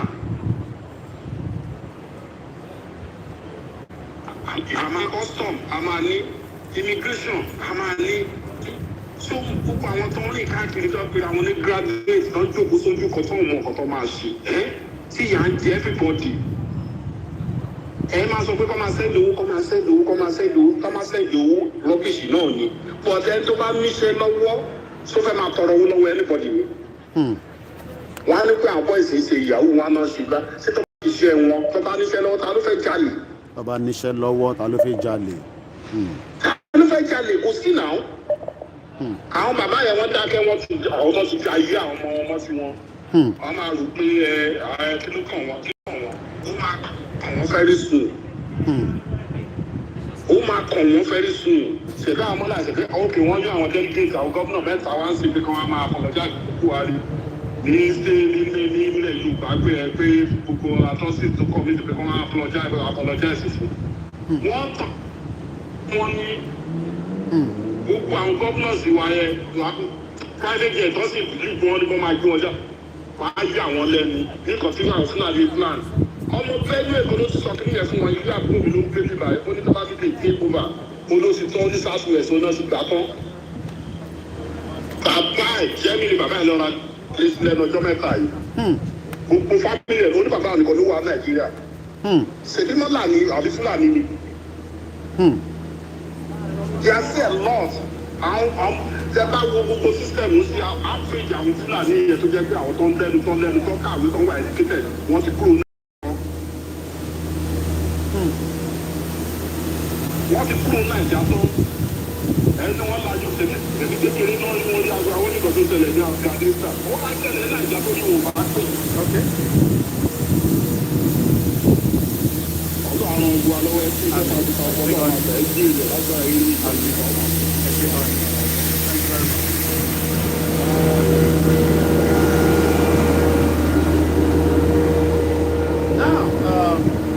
Lẹ́ẹ̀kan sí mo kí gbogbo wa tí a ti darapọ̀ mọ́ our special broadcast coming from Tottenham this afternoon. As we continue to take your views as well, we have a new caller on the line as well. Hello, caller. Ẹ káàbọ̀ sórí ètò. Ẹ bá mute background, ẹ bá fi gbọ́ mi. Ètò nìyẹn. Ẹ kú iṣẹ́ takuntakun, Ọlọ́run máa fún iṣẹ́ sà. Agbára Ọlọ́run. Sẹ́rí ẹ̀dá ìwà níbẹ̀ yẹn gangan lẹ̀ ń là wá lójú. Àwa Nàìjíríà yìí kò sí kankan fún wa, Ọlọ́run ṣàánú wa ni. Anybody? Ẹ ló ṣe ń gbọ́ mi. Loud and clear, à ń gbọ́ yín. Kò sí kankan, gbogbo YouTube gan, kò sí iṣẹ́, kò sí kankan, gbogbo ẹ̀ka ìrírí àjàràjà ni, Ọlọ́run ṣàánú wa. Tó máa ń sọ fún mi pé data 2,000 mo ń rà ní every 3 days tí mo fi ń wò yìí. Because mi gbọ́dọ̀ máa wò every day ni mo ń wò yìí. Àfi ọmọ ẹ tó bá wà Nàìjíríà yìí tí ó bá rí bó ṣe ń lọ ní kò sí kankan Nàìjíríà mo gbogbo ẹ ti bàjẹ́ Ọlọ́run ṣàánú wa ni Ọlọ́run agbéra débi tá à ń fẹ́ lápẹ́ Ọlọ́run adé wà máa fún yín ṣe sá. Thanks very much. Yes, sir. Once again, a lot of people will say, is it necessary? When you look at a structure like this, capacity stadium here. Let me just quickly do a Google search. Tottenham football ground, Tottenham Hotspur. What is the capacity? Kini capacity? The scores is still 0-0. The capacity. So Tottenham Hotspur was not like this because if you not take Modeba Old Stadium here, Koto di pe what dawo. Now, this new stadium has now got 62,303 seats. 62,000. We have a call coming through. I'm going to multiply it by average of maybe give and take. Give and take. Hello, caller. Hello, Mr. Koiki. Ẹ káàsán, ẹ káàbọ̀ sórí ètò. Ẹ káàsán, ẹ ṣe wá gan. Yes, sir. Ẹ kú gbogbo gbàgbà, God bless you. Amen. Tó sì ló sọ̀rọ̀ láti Nàìjíríà. Mr. Tosin. Yes, sir. Ṣé ń gbọ́ mi clearly right? Loud and clear, mo ń gbọ́ yín dáadáa, àwọn èèyàn dẹ̀ ń gbọ́ yín náà. Ṣẹ́rí Nàìjíríà ti pẹ̀lú global battery ìbánisọ̀rọ̀ wa ní. Ṣẹ́rí gbogbo ààrẹ ṣe fún wa. In fact, tí ó bá jẹ́ kó ṣí ọ̀pọ̀lọpọ̀ àwọn èèyàn ni, at least by now, ó yẹ ká ti ní 100% ọmọ Yorùbá tó yẹ pé àti máa di tó fún Yorùbá tó sọ̀rọ̀. Ọlọ́run. But I don't know, mi ò bẹ́ẹ̀ sọ pé kí àwọn èèyàn ní o. Bóyá nǹkan tó kún ni o, I don't understand. Because every day they move fún wa ní new thing rẹ̀ jẹ́ kó ẹ̀rọ realize pé àní kìíní ìran àwọn fi ń fà wá fún àwọn kan tó wá jẹ ni. Nothing is working in Nigeria. Absolutely nothing. But still ẹ̀sán àwọn politicians yẹn, àwọn náà lọ́dún wo àwọn yóò tún kọ́ wọn máa fún wọn múra. Wọ́n fún wọn ní change díẹ̀, wọ́n tún ní kọ́ máa sọ̀rọ̀. Nigeria wà òkè, there's nothing good in Nigeria. In fact, tí wọ́n bá tó dáàbá ìpínlẹ̀ aláìkúkú rẹ̀ ká gba Yorùbá nation, a tó mọ̀ because àwọn wọ́n ti kó rẹ̀ lẹ́sùn lọ́wọ́ báyìí. Now, even the ìjọba sọ wọ́n sì wọ́n bá gbé Yorùbá síbẹ̀, ṣé Yorùbá yẹn lè dá ó lè ṣe decision without all Hausa Fulani? Because they are the majority in the house. Both out of members of the state, they are the majority. So on the only Yorùbá ìgbìmọ̀ ìbẹ̀ṣẹ̀ ni. Tó bá tẹ̀kì ẹni tó bá fàṣẹ ẹni lọ, tí lọ́ọ̀ Yorùbá ti pé àwọn Fúlàní kò lè wọ́n. So there's nothing. The only solution is for us in our Yorùbá nation. Kò sí kankan. Then, gẹ́gẹ́ bí máa ń sọ lẹ́ẹ̀kan yẹn, ó yá tí a bá ní ìbọn AK-47, ó yẹ ká wọ́n bẹ̀rẹ̀ lórí àwọn leaders wa tó jẹ́ Yorùbá yìí. Gbogbo àwọn táwa yìí, in fact, I'm fed all of them. Wọ́n kì í ṣe ẹ̀dá gidi èèyàn gidi kọ́ ní gbogbo àwọn táwa yìí. But èfi ọba díẹ̀ ló dá àwọn ọba yòókù ní ìgbàgbọ́ ni wọ́n ti ṣẹlú Haúsá tó. Now, let me use a Lagos state say me as an example. This Lagos state is every blessed day ní àwọn Fúlàní ń wọlé pẹ̀lú màlúù tí ẹ bá rí fẹ́lá ògidì trailer tó ń sè half trailer half màlúù half Fúlàní ni coming to Lagos every blessed day. Ṣé àwọn ọlọ́pàá wá ní wọn ò rí wọn? Wọn ò ṣe check up, wọn ò ṣe anything. Ṣé bá lọ sí àpapá ń sè àfọ̀túndé ìdíkẹ́lẹ́ sọ fún mi? Ìjọba lọ sí àpapá Fúlàní ló dùn bẹ́ẹ̀ tí wọ́n wà ọ̀kadà tí wọ́n ṣe everything gbogbo tó ṣẹlẹ̀ sẹ́yìn Fúlàní take over Apapa as I'm telling you I was in Apapa 2 days ago wọ́n sí ẹ̀sìn nígbà tí mo rí gbogbo àwọn aṣọ́sídìí táwọn Fúlàní kọ́ mi sílẹ̀ kò sí ọmọ Yorùbá tó ní orí ọ̀fẹ́ kan bẹ̀ báyìí everybody tó wà mẹ́yẹ Fúlàní ní gbogbo wọ́n ti lé gbogbo Yorùbá lọ. Wọ́n ti lé gbogbo Yorùbá lọ kò sí Yorùbá kankan mọ́ ní Lagos state nìyẹn àrà tó ń dá mi lè ṣerú ẹ̀ lọ́dọ̀ wọn ẹ̀wọ̀n kan tó fẹ́ ṣẹlẹ̀ ní religion of people ìdílé Edo state tó lọ fẹ́ jẹ ẹ́míà ní Edo state ṣerú ẹ̀ lè ṣẹlẹ̀ ní north this is time tó yẹ káwa Yorùbá ká wake up ká ọpọlọ wa dáadáa ká mọ bí ìrọsí lọ. Thank you very much. Thank you very much. Thank you very much. Especially, I give you the good news. Thank you very much. I appreciate it. Now, let's look at the economic factor of this stadium. As of today, we've now been able to see the price ticket. We have a caller, Baba Fatai. Let's go again to US where we have a new caller. Ẹ káàbọ̀ sórí ètò sá. Ẹ jẹ́ kí n sáré sọ ilé ìkẹ́ tó bẹ̀rẹ̀ ọ̀rọ̀ tí ẹ jẹ́ ní sùúrù. Taba multiply average of £93 ní owó ticket láti fi wọnú stadium yìí. That means pé 93 times 62,000 ní seated ó máa fún wa ní £5.7 million. Òun ni owó tó máa generate. Kò tí ì sówó ìwọ tó fẹ́ wo football yẹn ní Nàìjíríà ní South Africa gbogbo àwọn yẹn náà ó sì máa wà nínú ẹ̀ and that is why it becomes one of the top Premier League in the world. Nítorí ẹ̀ lọ ṣe ń sanwó gidi fáwọn tó wà nílé. Tá bá gba Yorùbá nation ẹ fún mi ní last 30 seconds Mr. Fatai. Tá bá gba Yorùbá nation advantage táwa náà máa ní ni pé capacity stadium tó jẹ́ 80-70,000 àwọn èèyàn á lè máa wá wo football kò ní jẹ́ football nìkan oríṣiríṣi activities á máa lọ níbẹ̀ ẹgbẹ́ òsókè bàbá Fatai. ẹ káàbọ̀ àwa ni ẹ sà. This airport will be recorded by government. Amen. With the nation. Amen. That's how it's going. Mo ń gbọ́ yín. Fún ẹ̀yin kan nìkan, fún àjọba ní kọ́ọ̀tù wa, àwọn oníkà àjọba ní kọ́ọ̀tù wa, mo wo búkú ọ̀lì ní kọ̀lọ́kọ̀lọ́jọ́ tó ṣe à. Lọ́jọ́ yẹn kọ́ pé pé ìkọ́ọ̀tù máa fi pín, ó sì kò kọ́ọ̀tù, tí wọ́n jọba fi exist. Bẹ́ẹ̀ mo rò pé èèyàn ní àǹfààní láti fi lọ́wọ́ aláìsí kọ́ọ̀tù ọkọ̀ wa. Wọ́n ní ti kọ́ọ̀tù yẹn aláǹfà. The court is paying in a giant. Mo ń gbọ́ yín. Then, gbogbo ọtí gọ́nà ọ̀tọ̀ tó ń sọ kí ọ̀rọ̀ kan parọ́ sí. Bẹ́ẹ̀ni. Gọ́nà ọ̀tọ̀, polisi ìsìnkílẹ̀ lórí tẹ́lẹ̀ ológun ní ọ̀nà. Bẹ́ẹ̀ni. Is a well outspoken governor, one of the only outspoken governor that we have so far. Yeah.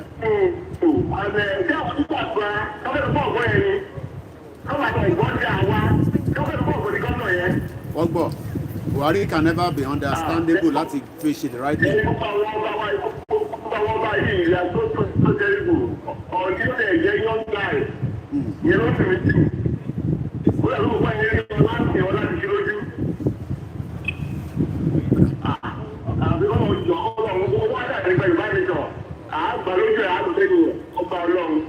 Ọlọ́run fún àṣẹ nílẹ̀. Nigeria is gone. Àfẹ́n tó bá ń parọ́ fúnra wọn pé Nigeria is still working. Nigeria is completely gone. So let's go around again briefly. Hold on.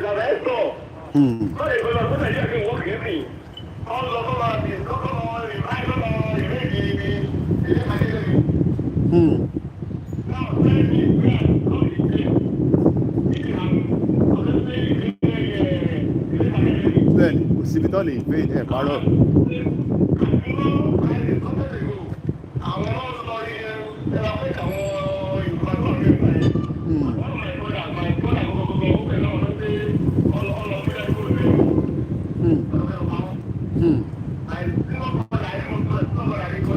Àgbọ́yé.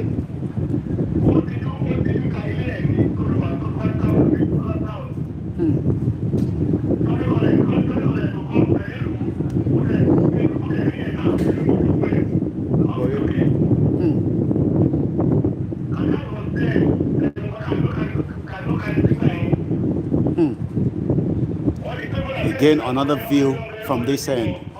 Established 1882. Baba Fatai, mo ń wo stadium yìí nísìn. Mo tuntun láǹfààní àti dúró because mo move lẹ́ǹkan nígbà tẹ́ ń sọ̀rọ̀. Mo wá ń wo ìgbà tí wọ́n establish stadium yìí 1882. Tó bá jẹ́ pé continuation Yorùbá náà wà láti 1882.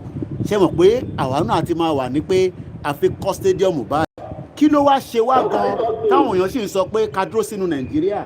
Knowing in tí gbogbo wa tá à ń mọ̀ nísìn ìtàfin fún àwọn èèyàn information tá à ń gbé fáwọn èèyàn lójoojúmọ́ lọ́tún lọ́sì kí ló dé tí àìtí ṣe fẹ́ wá gbọ́ òtítọ́ àtòdodo kí ló ń ṣẹlẹ̀ gangan.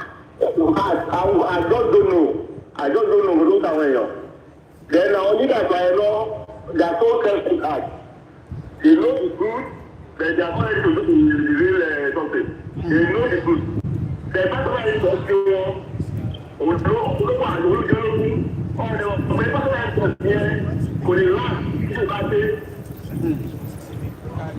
pẹ̀lú lágbára Ọlọ́run lágbẹ́ àwọn ọlọ́run máa kúkú lẹ́kọ̀ọ́ tó fẹ́ ìbánisọ̀ ọlọ́run àwọn òkú lẹ́kọ̀ọ́ alágbára Ọlọ́run ẹgbẹ́ ètò ọlọ́run àtọ́jú Thank you very much.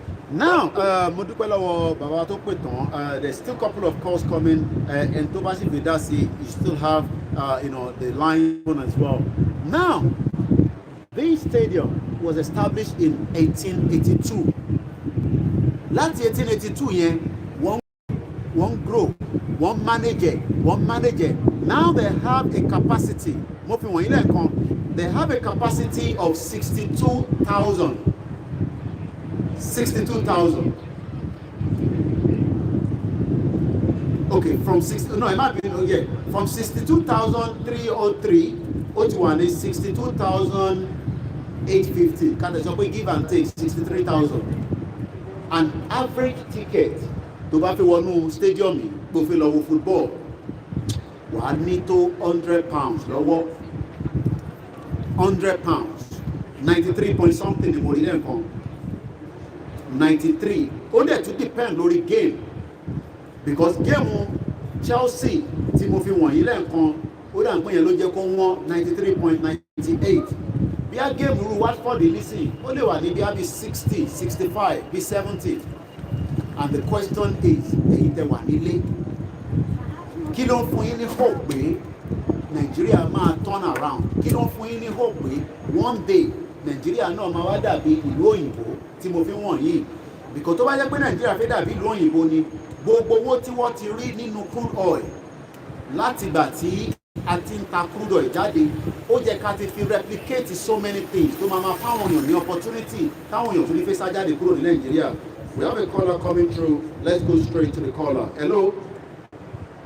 Hello, sir. Ẹ ti wọlé o. Ẹ kú ètò. Ètò nìyẹn. Ọlọ́run máa bá a fún yín ṣe. Lágbára Ọlọ́run. Mo wo fúgàmù yín sìn kó tó di kéde pé mo ní sìn kó ti ṣe àìsàn tẹ́lẹ̀. Ok. Ọlọ́run máa fún yín ṣe. Máa rọ gbogbo àwọn gbogbo ìgbà tí ṣúkì nígbà máa jiná àwọn onífẹ̀ẹ́ nǹkan kan ṣàwá sí ìlú. Adúpẹ́ fọ́lọ́run. Mo kí gbogbo ẹ̀yin dókítà wa tí ẹ wà ní Washington DC ní gbogbo ibi tí ẹ ti ń ṣe doctor àti nurses.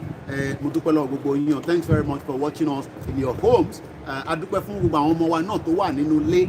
Don't be confused. I understand a lot of you are confused. Are we Nigerian? Are we Yoruba? Are we Biafra? Are we Middle Belt? We are not Nigerians. We are the indigenous owner of the land and we are Yorubas. Ẹ má bínú ẹgbọ́n sókè ẹ tó bá wa sọ̀rọ̀ lọ.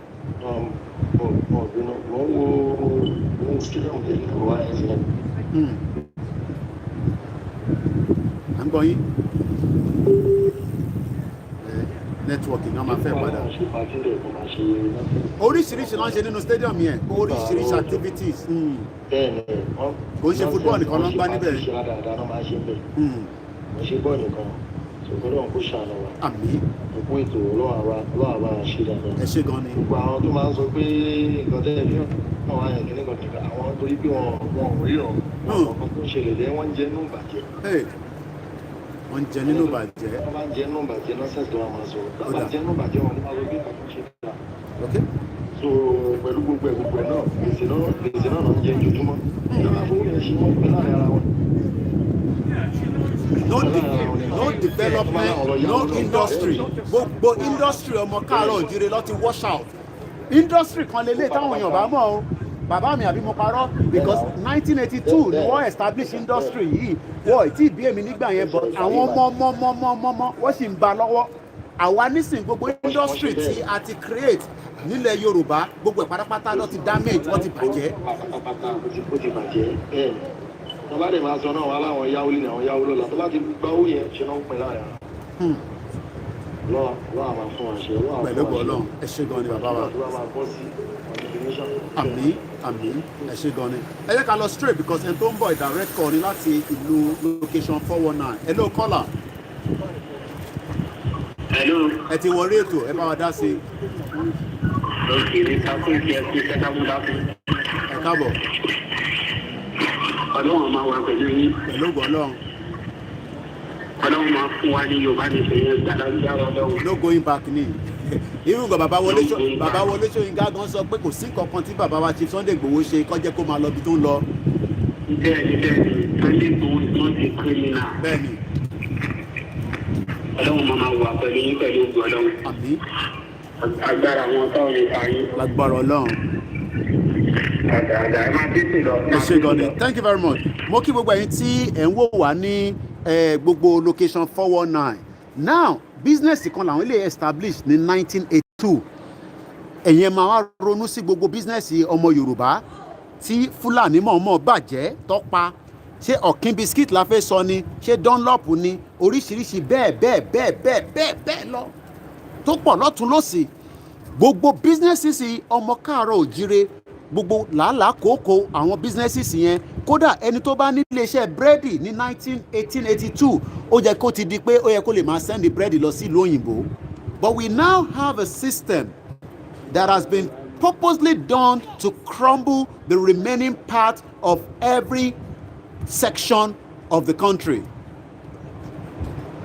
And that is why we are saying that until we end the contraction called Nigeria, we are not going anywhere, whether we like it or not. Whether we like it or not, we are not going anywhere because the country has literally killed all the hope of the masses.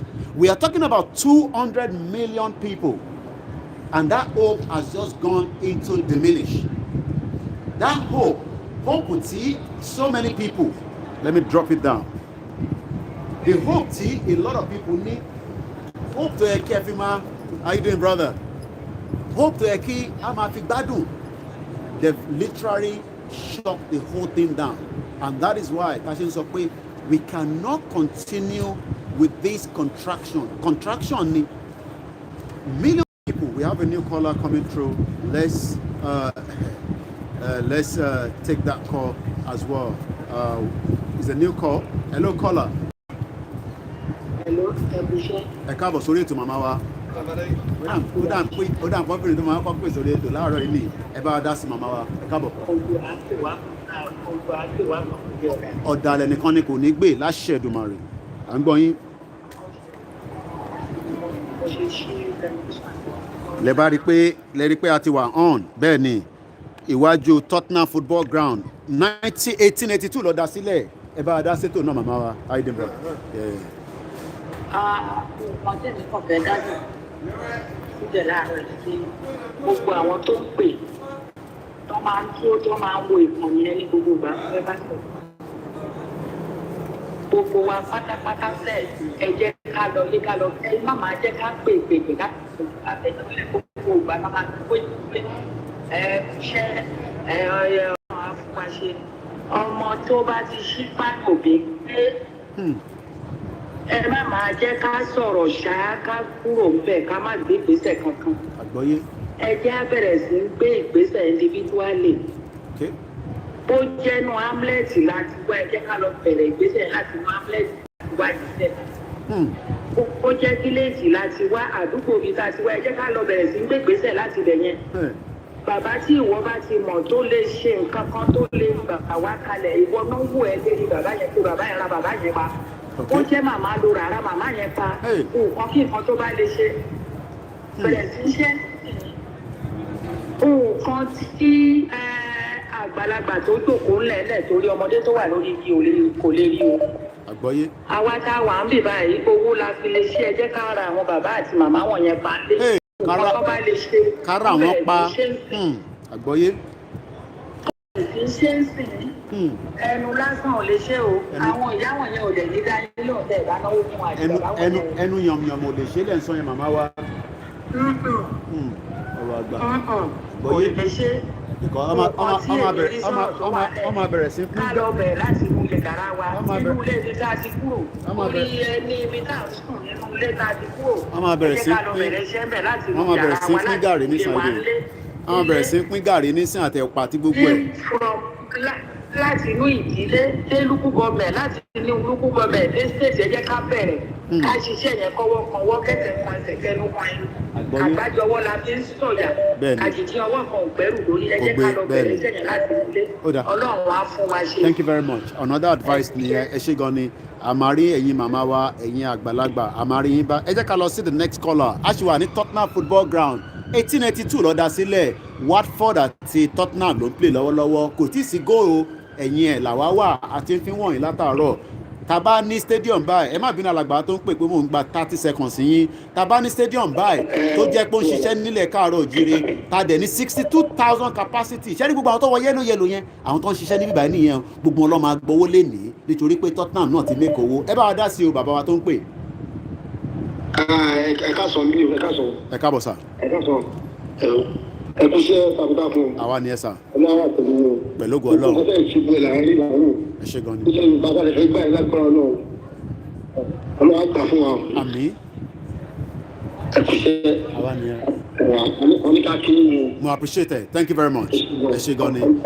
Láti òkúté la ṣe sọ̀rọ̀ yìí. Mo kí gbogbo ẹ̀yin tí ẹ wà ní Ifọ̀, ní Badagry, ní gbogbo Sango Ọ̀tà, gbogbo ẹ̀yin tí ẹ wà l'Abẹ́òkúta, àtẹ̀yin tí ẹ wà lókè àárín, àtẹ̀yin tí ẹ wà ní gbogbo ibikíbi tí a wà lórí ilẹ̀ Káàárọ̀ Oòjíire. Tá bá dá dúró la máa ní fọkànbalẹ̀. Nàìjíríà ò lè fún wa ní fọkànbalẹ̀, no doubt about it. Abẹ́òkúta lèmi náà ti ṣe tán ní secondary school. Bíyàn bá padà lọ sí school yẹn nísìnyí, ó ti wà wreckage. Kò sí nǹkan kan tó ń ṣiṣẹ́ ní school yẹn.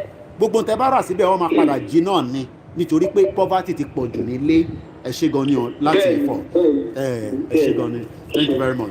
Ẹ jẹ́ ká tún lọ gbé kọ́ọ̀lù míì, ẹ tó bá fẹ́ dá sí àyè sí wà fún wa, torí pé ẹ̀yin lẹ lètò Koiki kàn ń gbé wá ni. Gbogbo tẹ́ bá fẹ́ sọ, ẹ jẹ́ ká lá àwọn èèyàn nílé pé kò ń ṣe pé à ń mọ̀ọ́mọ̀ fi wọ̀nyí, a fẹ́ jẹ́ kẹ́ ẹ máa rí the economic part of UK. Ara ẹ̀ náà lẹ́ ń wò yìí. Over £6 million lọ́kàn ń pa lórí tíkẹ́ẹ̀tì nìkan. Ẹ má bínú pé mo ti gba 16 seconds. Ẹ gbóhùn sókè ẹni tó wà lórí ìlà. Ẹlẹ́ka sọ. Ẹ káàbọ̀ màmá wa. Láti location 419 láti ń pè o. Location confusion. Ẹ kú iṣẹ́ takuntakun Mr. Koiki. Thank you very much. Mo jẹ́ ọ̀kan lára àwọn fans yìí. Mo appreciate it. Gbogbo yín ni mo Mo lè dúpẹ́ gba lọ́wọ́ ẹ̀. aládùúrà pé lágbára Ọlọ́run ipa yóò ti ta yín lágbára Ọlọ́run. Àmín àmín. Àjọ máa délẹ̀ lérí yín lágbára Ọlọ́run. Lágbára Ọlọ́run. Bá a tún ṣe máa enlighten àwọn èèyàn yẹn gbọ́gbọ́n ní kókó. Gbogbo àwọn villages wọn ò mọ kankan nípa gbogbo tá à ń sọ yìí. Ó wà important. Like irú èmi tí mo bá yín sọ̀rọ̀ nísìnyí, ilé wa local government ní mi. Ẹ̀yin ọmọ yé wa. Ọ̀dà ìlàró ìwòye ìpàkì site àwọn ọ̀nà ọkọ̀ yẹn. Ó ní lára àwọn Ìgbà tí ọmọ mo lọ akọ̀tí ní nọ́mbà láìsẹ̀ tí mò ń ṣàlàyé fún wọn, kò sẹ́nibọ̀dì tó gbọ́ gbogbo ìwọ̀n tá à ń sọ yìí. Wọ́n ní kí ló ń jẹ́ bẹ́ẹ̀, kí ló ń jẹ́ bẹ́ẹ̀. Tó bá dé nísìnyí wọ́n ti fẹ́ máa ṣe campaign. Wọ́n á tún fi 2,000, wọ́n á fi háwọn èèyàn lọ́wọ́. Wọ́n á tún máa campaign fún àwọn èèyàn, á tún máa tẹ̀lé wọn. Ọ̀hún wọn pé ní agbára Ọlọ́run á dá sí ọ̀rọ̀ tó wà lẹ́yìn. Ihun tó jẹ́ kí n pè yín gbọ́gbọ́n ni pé àwọn èèyàn tí wọ́n ń ba orúkọ yín jẹ́ lórí àwọn agitator wọ́n máa ń sọ oríṣiríṣi. Kí ni ẹ̀jẹ̀ máa ń dùn mí lọ́pọ̀ yìí tí máa ń wo àwọn míì. Ariwo jà nìyẹn kò move Koiki rárá. Ẹni mo sọ bẹ́ẹ̀ pé kò move mi rárá láti bíbà sí bíbà. Gbogbo yẹn ariwo jà ni wọ́n á máa pa ni wọ́n máa dákẹ́ tó bá yá. Ariwo jà ni. Ọlọ́run á mú wa délé ìdè lágbára Ọlọ́run. God will bless you and your family. Amen. Ẹ ṣé gan ni. Thank you very much. Ẹ má jẹ́ káwọn èèyàn sọ fún yín pé kinní kan ariwo jà ni ẹni mú Koiki ló sọ bẹ́ẹ̀ tó bá ń ta wọ́n lára ẹni Koiki sọ bẹ́ẹ̀ kó sọ lórí iṣẹ́ ẹ̀ èmi ní 29. Èmi tèmi gbé níbi tí ìfọ̀kànbalẹ̀ wà fún mi. Gbogbo tí mò ń ṣe níbí báyìí mo ò lè ṣe ìdárin ẹ̀ ní Nàìjíríà. Ọmọ Nàìjíríà dẹ̀ ní àbí. Ṣé ìlú nìyẹn? I have lived here for over 2 decades. Ọmọ tó ń pè ní 2 decades, 20 good years. Mo wà níbí báyìí nígbà tó wó stadium mi, nígbà tó tún kọ́ òṣojú mi ni, kò ń ṣẹ̀yìn mi. Ṣé èèyàn kan sọ kinní kan yẹn wàá wí wá dákẹ́ tó bá tẹ́ wọn lọ́rùn ìlú tó bá wà kọ́ lọ já sínú omi tó kú dànù. Ẹ gbóhùn sókè láti Ìlọrin lọ́rùn. Ẹ má dárúkọ yín bọ̀ láti Ìlọrin ni ẹ má dárúkọ yín ẹ gbóhùn sókè. Ariwo ọjà ni pé Ọlọ́run. Wọ́n mẹ́ tó ń bá wọn fà ní. Tọ́ba mẹ́ tó ń bá wọn fà ní. International community ni mo bá dìlì local ní gbogbo àwọn tá a ṣe àṣẹ́rí gbogbo àwọn Nàìjíríà local nìyẹn because international community láti ṣẹ́rí gbogbo tí mo ṣe ní bíbá gbogbo bá ṣe ń lọ tó ń wò yẹn ẹlòmíà máa wò kí ni bọ̀bọ̀ yẹn ṣe ní bíbá á lọ wo kí ló ń pè ní Yorùbá nation ayé ẹ̀yin ò gbọ́ pé Yorùbá fẹ́ dá dúró ṣé ẹ mọ̀ pé ẹ fẹ́ náà ẹni sùúrù ṣé ẹ fẹ́ náà tí gbọ́ pé Yorùbá fẹ́ dá dúró ẹni sùúrù ara àwọn challenge sàn tá a máa ń gbọ́ lélẹ̀ mo ṣó yín wọ̀ lè rí yín but èèyàn kan ń bi mí níbí báyìí ẹ fẹ́ kẹ́ bá mi dá wọn lóhùn ẹ̀yin tẹ́ wà ní Ìlọrin wọ́n ń béèrè pé ṣó possible ẹ bá mi dá wọn lóhùn ẹ bá mi dá brother wa lóhùn tó ń gbọ́ wa níbí báyìí ẹ sọ̀rọ̀ sókè láti Ìlọrin tó kébì tó dá wọn lóhùn. Ẹ wo brother Koiki number 1 àkàndá nìyí.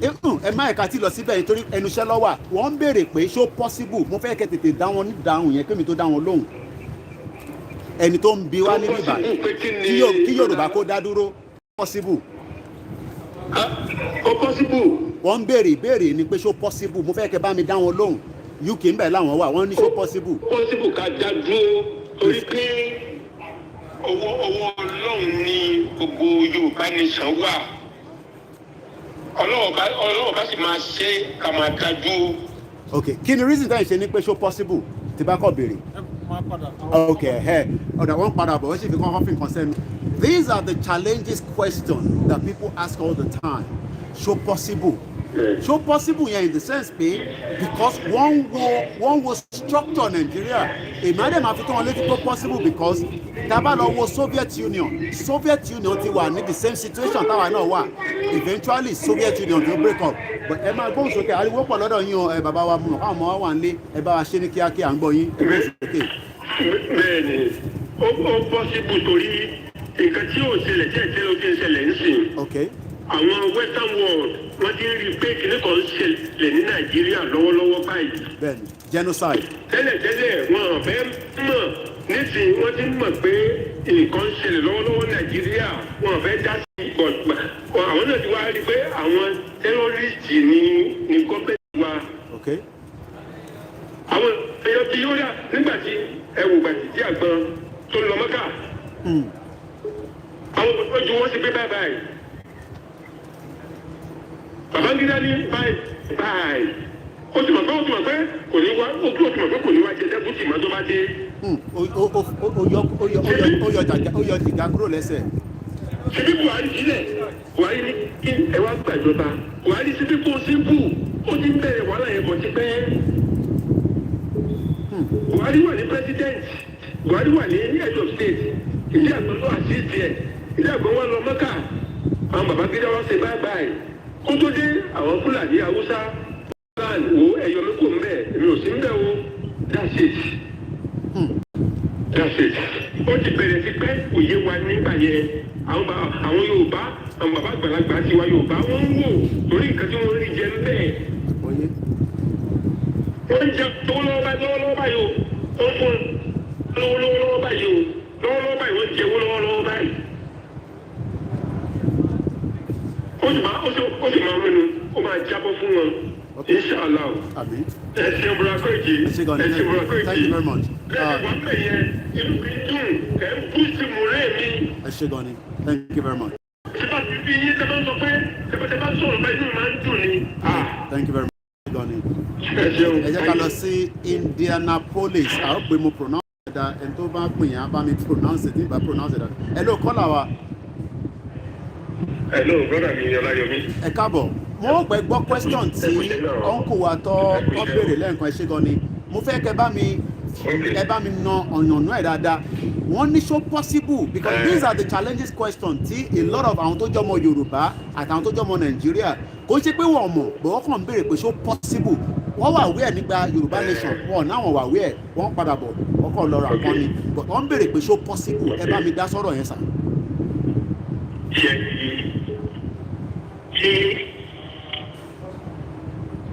À ń gbọ́ yín. Bí a bá rí ọmọ Yorùbá kan tó bá rò pé kò possible pé kí Yorùbá nation kó dá dúró ẹ jẹ́ kẹ́ni yẹn kó kí òkú máa wòran. Kẹ́ni yẹn kó kí òkú máa wòran mo máa gbé ní agbára Ọlọ́run láìpẹ́ láì jìnnà Yorùbá nation máa dá dúró. Ṣé rí àwọn èèyàn kan nǹkan tó fi ń sọ ìgbésẹ̀ ìjẹ́ ni ẹni sọ ọ̀rọ̀ tó sọ̀rọ̀ wípé nígbà tí wọ́n ti ní pé location 419 tí wọ́n jẹ́ ká kó wà lé wọ́n fẹ́ ká sọ̀rọ̀. Irú bàbá wa Sunday Igboho tó ń yà àwọn èèyàn lójú láti rò pé bí wọ́n ti kéèkì wọn pé wọ́n ráyè láàbù kí ni ẹ̀mọ́ wọ́n ti rí pé Yorùbá nation ti bẹ́ẹ̀. Bẹ́ẹ̀ sì wọ́n mọ̀ pé iṣẹ́ ń lọ pípa wọn kì í tẹ̀ ń lọ. Ṣé ẹni má ṣe wà yẹn very soon Yorùbá nation máa dájú gbogbo àwọn ọba wọ́n gba àfẹ́tẹ́lẹ̀ káàkiri tí wọ́n ṣe normal social care ṣe nígbà yẹn máa sáré because Yorùbá nation tó ká gbà ẹ̀ gbogbo wa wò pé ojúṣe wa káà ṣe káà bá tètè rà dá sí báyìí ó máa padà bọ̀ wá lọ́wọ́ ṣé òkùnrin nìkan lẹ́tọ́ bá ń ronú àrùn sẹ́yìn tí ò ronú síwájú bí àwọn orílẹ̀-èdè tó kù ṣe lọ síwájú nìkan tó máa rò pé Yorùbá nation nígbà tí kẹ́lí sùn lọ́ba ìgbà fún wa. Lọ́ba ìṣẹ́lí Nàìjíríà ní nípa ṣe gbọ́dọ̀ àwọn tó ń bẹ̀rẹ̀ pẹ́sẹ̀ mi o. Bẹ́ẹ̀ nípa ti location 419. Bẹ́ẹ̀ni. Tí o bá ti kú ní ìlú 419 yẹn. Bẹ́ẹ̀ni. Ìlú òun là. Ok. A dúpẹ́ lọ́wọ́ bàbá wa ṣe Sunday Igboho tó láwùjọ díẹ̀ láti rí àwọn èèyàn díẹ̀ tó sọ̀rọ̀ jáde láti location 419 tó jẹ́ kọ́rọ̀ kejì ń jáde lẹ́nu wọn. Bẹ́ẹ̀ni. Election ń bọ̀ ní ọmọ tó bẹ̀rẹ̀ sí fún wọn ní tọ́rọ́kọ̀tọ̀. Bẹ́ẹ̀ni. Láti ọmọ sáré kiri pé afẹ́ dìbò. Bẹ́ẹ̀ni, ẹ parọ́. Mo fẹ́ fi àsìkò rírọ àwọn èèyàn wa. Ìjọba bá lè ṣe fún ìrẹsì láti kàmpé ní ìbánisẹ̀ tó máa ṣe.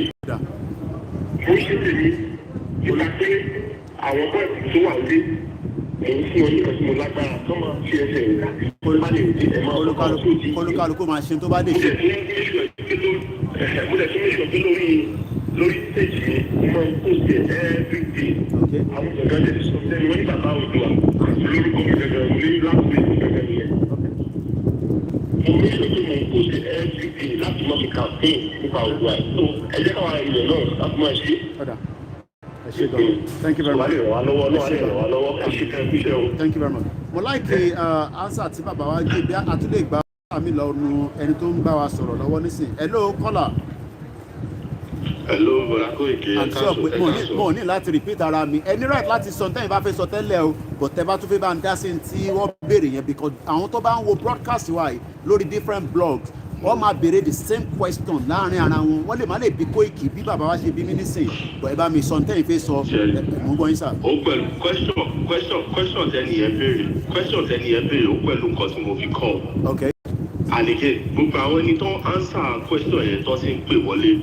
Mo fowó, mo fi ọ̀nà, mo fi ọlá, mo fi dá everybody lẹ́nu ṣùgbọ́n I'm not expecting kí àwọn elders wa kọ́ yìí máa give you answer bẹ́ẹ̀ yẹn. Ọmọdé ni mí ọ̀pọ̀dà Koiki. I'm just 31 years of age. All right.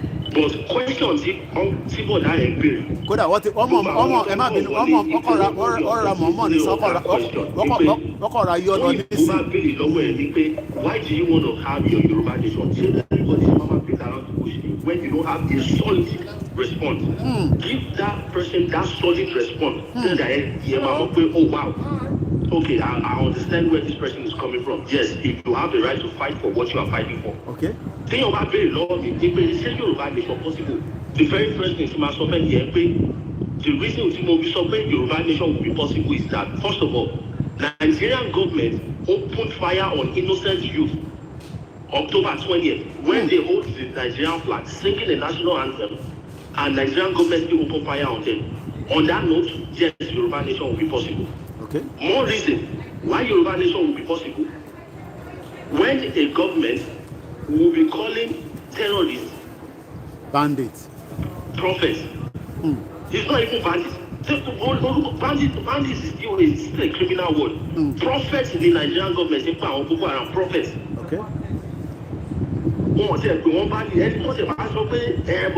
Bandits here is still I can still give it to them because bandits is still wrapped around criminal elements.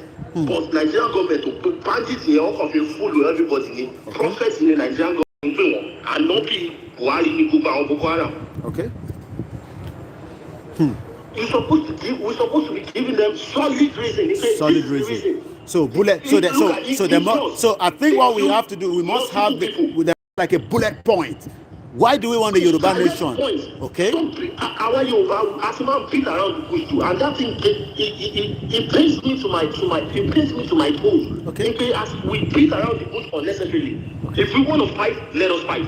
Okay. If we want to talk, let all of us sit down on the bench and talk from January to December and don't make no move. Okay. Do you want to make a move or you want to talk? Choose one. I love that. That if you see the move along here, that is the direction. And the man song new program focus always. Focus. We are not focused. We are not focused. Okay. And the man song focus always. Focus always. Focus always. So you are saying so many words with just one word. The last one you are covering so many grounds, but you focus always there. Yes. Focus always there, so it means that say you have the question nowhere, no easy. Why do you want to get the Yoruba nation? You have to have a focused answer. Yes. Say you have the nowhere, do you feel like Nigerian government ask for a Yoruba nation, you have to have a direct answer for that individual, no matter where that person is, time, hour, seconds, anytime. You have to have a solid answer already in your mind. I love that. Because you are expecting the unexpected. So you have to be able to give that person the straight answer back immediately. So that 10 years back, 10 years back in 2 seconds. Just for you to just have that conversation within that 2 seconds. But let me think about it. What if this person have a whole lot, this person makes a whole lot of sense. Yes. Even we don't even have a lot of time to talk, but it gave me the basics, the reason why he doesn't want to be in Nigeria ever again. Yes. That is how I expect we should be practicing. So I don't understand. A generation, we are ready to make moves. But our elders they are slowing us down with this ridiculous way of thinking. I don't get it. Okay. All right. I love that. I love that energy, and thanks very much for for my brother there. I don't know whether you still want to add one or two things, but you've said it all. No, because I just want to thank you, and you know, for all the things you are doing. Thank you very much. We're supposed to challenge more than what we are doing. Thank you very much. The last time Timo played was the very first time Chelsea Nigeria Okay. Yeah. The first time, that was because the reason Timo played more is that I just wondering, what are people saying? Kill and so what are we doing? Fulanis are not stupid. They are any Southern Tobaro, they are Fulani go. That Southerner is the most dumbest person on the planet. Fulani, citizen wise, show video chronological, and you can see our terrorists. You can see them one low walkie-talkie. Say any Toban low walkie-talkie. Do you think somebody that knows how to use a walkie-talkie is foolish? Walkie-talkie can look very simple, but for you to connect one walkie-talkie to another walkie-talkie. All right. I'm going to join out. You have to know what you are doing because you are connecting two frequencies together. Definitely. All right. Thank you. For them to know how to use a walkie-talkie that you are about to connect two frequencies, they are not stupid. Okay. They know what they are doing. But our Yoruba or our Southerners, we always look at Fulanis that Malu ni Kolonda, so any to banda Malu. All right. Fulanis are not stupid. We have to be 20,000 steps ahead of them. Okay. All right. We have to be 20,000 steps ahead of them. There are so many things, so many videos Timothy go on internet, and I always analyze all these videos. And oh my goodness, gullible Southerners. Gullible Southerners.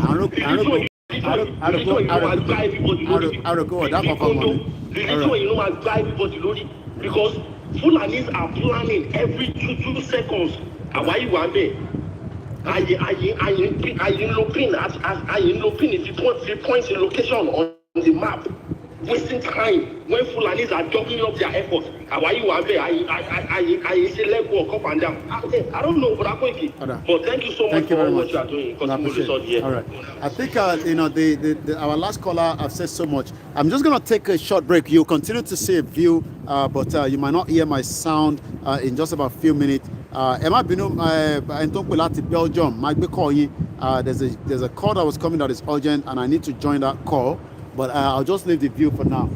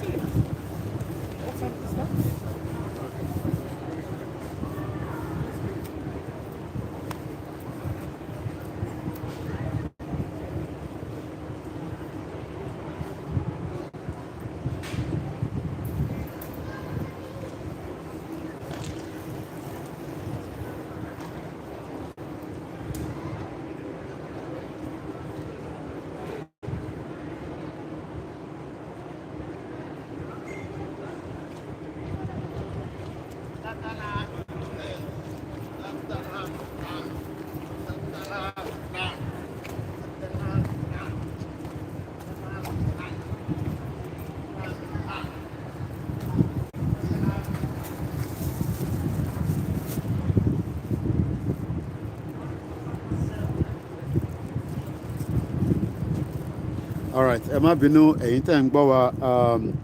I'm just in a very important call behind the scene, but we're gonna continue with the view. I know there's a lot of people that also want to add their voice, so I'm gonna move a little bit again, slightly, and then we will continue the view. I think there's no goal yet from what I'm looking at, because so that means there is no goal at the moment, but we have to see and wait whether Tottenham player will make their fans happy by winning the game for them today. The last time we were at Arsenal lost the game. So, but for now, let us see how far Tottenham will do for their fans. Once again, this is still Koikimedia. It's a live broadcast, 29th of August 2021. So, once again, I just want to sit down and then we'll continue with the calls. Bear with me. There is no goal yet. As you can see from the score sheet there's no goal. So it is still 0-0, Watford. So we see how far. So I can joke by on this and then we can continue our broadcast. So now I'll leave it like this, and then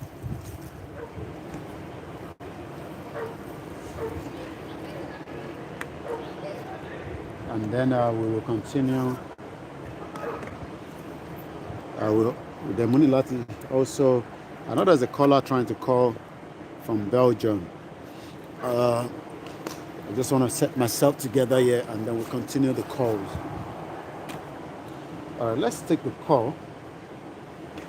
Mama wa tó ń pè ní ẹni sọ̀rọ̀ ọjọ́ kí n lè sí speaker. I'm going. Okay. Hello. I hope she's still there. I think we lost it. Let me take off my AirPod. Ẹ jẹ́ kí n yọ kúrò lórí AirPod so that a lè gbé wá, a lè gbọ́ yín dáadáa. All right. I think we're good to go now. All right. I'm going you. Go ahead.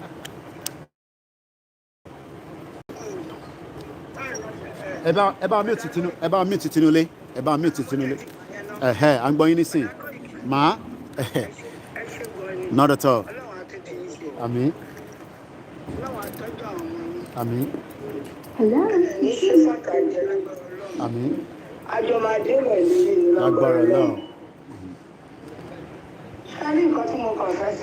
Yeah. Kí àwọn ọmọ ń tẹnu mọ́ pé káwọn àgbà yìí kọ́ máa jọ àwọn ẹ̀bùn. Okay. Because ìdí tí mo ṣe sọ bẹ́ẹ̀ ni pé ẹ ń sọ fáwọn Fúlàní òpó. Ọgbọ́n báyìí. Wọ́n gbọ́n jù wá lọ. Ọgbọ́n kò ṣe kékeré. Bẹ́ẹ̀ni. Nígbà tí wọ́n kọ́ ọmọ méjìlá. Oh, Tottenham is leading. Okay. All right. All right. Tí wọ́n jẹ̀ tó ń sọ pé àwọn tó ẹ̀wọ̀n ń gbìmọ̀ owó ọ̀sán owó tán wọ́n tún ṣẹ̀ṣẹ̀ mú ẹ̀jẹ̀ ní ìgbà. Kẹ́lí kò wá àgbà àwọn tó pe àwọn lọ́ba yẹn kí ló ń ṣe ṣé bá sọ pé ṣé ọmọ tó bá dáràn ó yẹ kó lẹ́ni tó máa lọ bá ọ̀rọ̀ kó máa dé báyìí. Ìyá yìí tẹ́ mi. Ìyá yìí ó ti tẹ́. Àgbọ́yé. Àti mọ̀ ẹ́ pé àwọn kan jáde àti jẹ oúnjẹ wa àìkọ̀tọ́ náà káwọn tó jẹ àwọn ọmọ wa náà iṣẹ́ ló ṣe jẹ́ kẹ́ dìde. Àgbọ́yé. Èmi fara mọ́ pàtẹ́kù kékeré ìṣe nítorí pé àwọn ẹ̀kọ́ pátá ẹ̀ka ọ̀tá àwọn ẹ̀kọ́ tó ti wá rí kátólì tàbí kátólì tàbí àwọn fúnni wọ́n máa sọ fún ẹ̀rọ ọgbọ́n tí Fúlàní kan máa sọ pé Yorùbá ló bí mi dáhùn. Tottenham to score. Ẹ bá sọ fún wọn ẹni tó bá ń bọ̀ láti Nàìjíríà ó máa ya fọ́tò bọ́ọ̀sì tó bá ń gbé bọ̀. Nítorí ẹkùn tó tó dálẹ̀ fún wa nìyẹn pápá tó tó dálẹ̀ fún wa nìyẹn ní Nàìjíríà. Ẹ jọ̀ọ́ mo ń sọ eléyìí ni wọ́n yẹ kí fi àwọn kankan náà ránṣẹ́ sí i. jọ torí ọlọ́run ẹ bá ń sọ fáwọn ọmọ yẹn bí ọba ìṣeéṣe nísìnyí kọ́ máa wà lókun gbogbo torí okùn tó dá fúnlẹ̀ ní fún ìlú ń sọ ó ní wọ́n sọ pé gbogbo àwọn tá a wà ní overseas tá a bá ti máa wá wọ́n máa jí ọ̀nà ọ̀gọ́s kọ́ lọ fi máa kó ẹrù ẹ kọ́ lọ máa kó nǹkan tó yẹ kó kó síbẹ̀ kó wá máa pè wá lóru. pé kí sọ́jà tí mo sọ yìí ṣùgbọ́n ó ká mi lára àwọn ń wò pé nínú àwọn ọmọ náà mo máa ṣe lọ jìyà tó máa sọ pé àwọn fẹ́ wá wo ìyá tàbí àwọn bàbá wa nílé tó wá jẹ́ pé ẹ̀wọ̀n lè máa fi wọ́n sí. tó wá jẹ́ pé ọ̀nà èmi wà ká lè fi gbára wálẹ̀ àwa Yorùbá lè jẹ́ ká lè fi gbára wálẹ̀ ẹ̀ tètè sọ. Okay, yes, Tottenham to score. Yeah. Benny.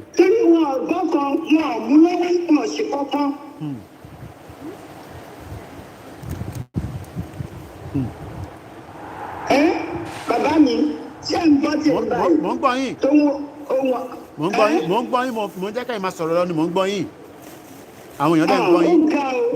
Ẹ jọ̀ọ́ torí Ọlọ́run, tá a bá rí ọ̀nà míì tún wà tá a tún lè fi gbọ́ sí àgbáyé ká máa sọ fún ọ pé a níyà yìí tó. Ẹ̀yàn náà ní irú. Ẹ sọ fún wa, à ń pe àwọn tó wà nílé àtúbọ̀ máa tẹnu mọ́ fún wọn. Irú UN tó ń bọ̀, the General Assembly tó ń bọ̀ yẹn, ó wà very important fún gbogbo wa pé ká try ká gbìyànjú. Ó ń bọ̀ ní next month ní New York. Kò burú, ẹ mú tí bá mọ já ìgbà yẹn. Torí àwọn nǹkan kan wà tí mo sẹ́ǹdì sí tẹ bá lè rí plan mi padà àbí tẹ bá fún mi ní déètì mi ò lè sọ. Ilé mi náà lè wá pàdé yín bí ìbàdàn lè wá pàdé yín máa jọ́ yín ní lórí mídíà. Àá fi ránṣẹ́ sí yín, no problem. Òwúrò ṣégbọn ni bàbá mi, ilé àátò ọ̀nà àátò ẹ̀ ní jìyà yìí tó gbogbo ní ọmọdé náà tó tó lè pọ̀ ọ̀gbọ́n. Agbára Ọlọ́run. Ìkọ̀ọ̀kan náà ẹbí yẹn náà ara máa ń ta wọ́n. Ara máa ń ta mú sọ wípé àwọn tí wọ́n ń ta àwọn kiri burúkú wọ̀nyí olórí burúkú tó ń ta wọ́n lọ́nà níjọ́ kìíní náà lọ.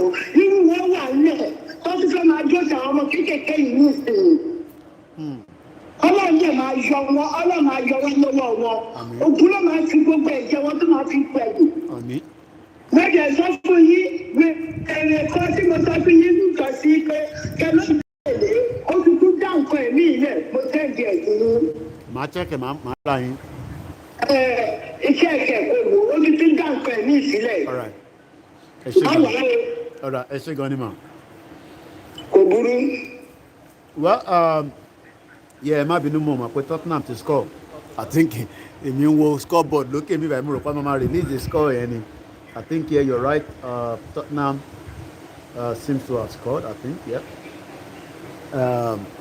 Ẹ má bínú ẹ̀yin tẹ́ ń try láti pè. The line is still open. Let's get if we can get somebody that was trying from UK.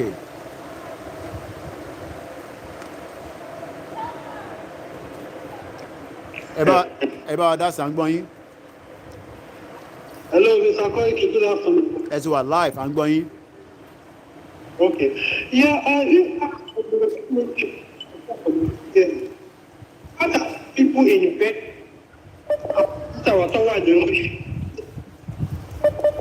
Line in break kò mú gbọ́ yín o.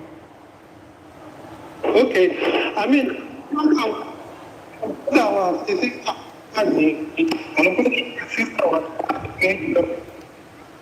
Russia, what are you doing about this advantage?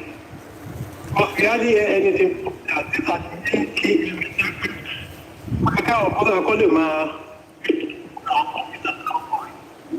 Okay, I'm not sure whether it's my side or your side. There's a bit of echo. Sorry again. Okay. No, what I'm saying is. Yeah. Belgium. Yeah. Because that's what are you protest? Wọ́n ti sọ fún tèbí bàbá Akíntóyè ti sọ fún gbogbo wa pé kólúkálukú máa ṣe nǹkan pè ní picketing. Àwa ti ń ṣe ní UK náà. So àwọn ìlú tó bá kù náà. Ìlú tó bá kù náà láti máa ṣe nì. Láàárín àbíkí nípa látọ̀dọ̀ wọn bẹ̀rẹ̀. And secondly, àjẹmá nídìí So, because the way thing is going now, I don't think this is going easy as what we thought. So I need them to help them collide for. bọ̀ kún sí gbogbo ẹ̀ náà tó bá máa kó láìpẹ́ láwọn kan náà wọ́n lè sọ gbogbo ẹ̀ náà lórí afẹ́fẹ́ gbogbo ẹ̀ náà kan la máa sọ lórí. Àwọn nílé sọ lórí rẹ̀. Ó yẹ kí àtúndì àwọn ìwà pé ẹ̀kọ́ lè máa kó jà ní rọ́ṣíà náà kọ́ mọ̀ pé òun kò gbogbo bẹ̀yẹn ó dá àgbẹ̀ láti bẹ̀yẹn.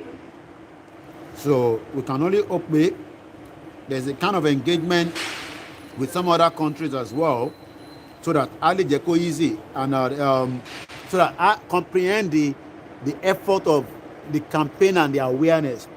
Yes, I will look over to engage so that kó lè fún wa ní leverage, and some of those countries are probably àwọn olùtẹ̀ ń sọ anything, but again maybe not everything will have to come on air, so we just have to agree with that. So but I hope that àwọn tó ń lead wa in different platforms and different, it's just going to ìlànà nìkan, and a different organization around the world, and they're working tirelessly as well. So kò ń ṣe pé ìlànà nìkan, to understand this thing. So we just hope that the job is done, and the continuity of the job goes on, so that kó lè comprehend gbogbo tá à ń ṣe. Èyí táwa náà ṣe ní sí awareness ni. We are trying to bring the awareness to our people at home, just to see them the standard way of living, and all this can happen when we have a country of our own. Because stadium yìí nísìn Tottenham ti wà láti 1884 àbí 1882 tí mo rí lẹ́ǹkan bẹ́ẹ̀ táwa náà báyìí pé business Yorùbá tó ti exist láti gbà ta maintain as a Yorùbá country rather than as a Nigeria. Only I can remember when I was growing up, buying secondary stores, it was quite so wọ́n mọ̀ collapse gbogbo tó jẹ́ ti Yorùbá, so wọ́n jẹ́ káwa gbé rí, ìyẹn la ṣe ń jìyà títí di wákàtí. It's really sad. All right. Ẹ jẹ́ ká jẹ́ kí ẹ̀gbọ́n wa máa lọ. I think there was another caller. Let's see if we can get that caller in quickly. It's ringing already. If I can bring her in. Yeah. Hello. Yeah, you're live. You're live. Good afternoon. Yeah, good afternoon. You're live. Go ahead. Yeah, good afternoon, Mr. Koikimedia. Ekason. I appreciate that. Go ahead. Yeah. It is possible. Okay. Possible, like we can Balua. Possible. There's nothing that is not possible. If you put our mind into it, then it is possible. So, what we first on here, possible, let's see that. And what's wrong with people, they're looking at the circumstances around them, and they're not actually sure of themselves. We were sure of, we need to be sure of ourselves. Okay. I was sure for ourselves, but yes, we are determined, and it is possible that we can get it, we can take it. I'm going to let them too. We have to be strong, because I want to come back Friday. I mean, they were so crafty. I won't say it's not wrong. Our crafty and they're criminal. We're dealing with criminal, and we have to be 100 miles, step ahead of them to beat them to their game. I am sure we can take it, we can catch it. All right. I love that.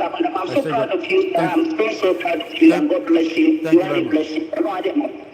At least my family, you just see I love that positive energy. I mean, these are the questions a lot of people ask.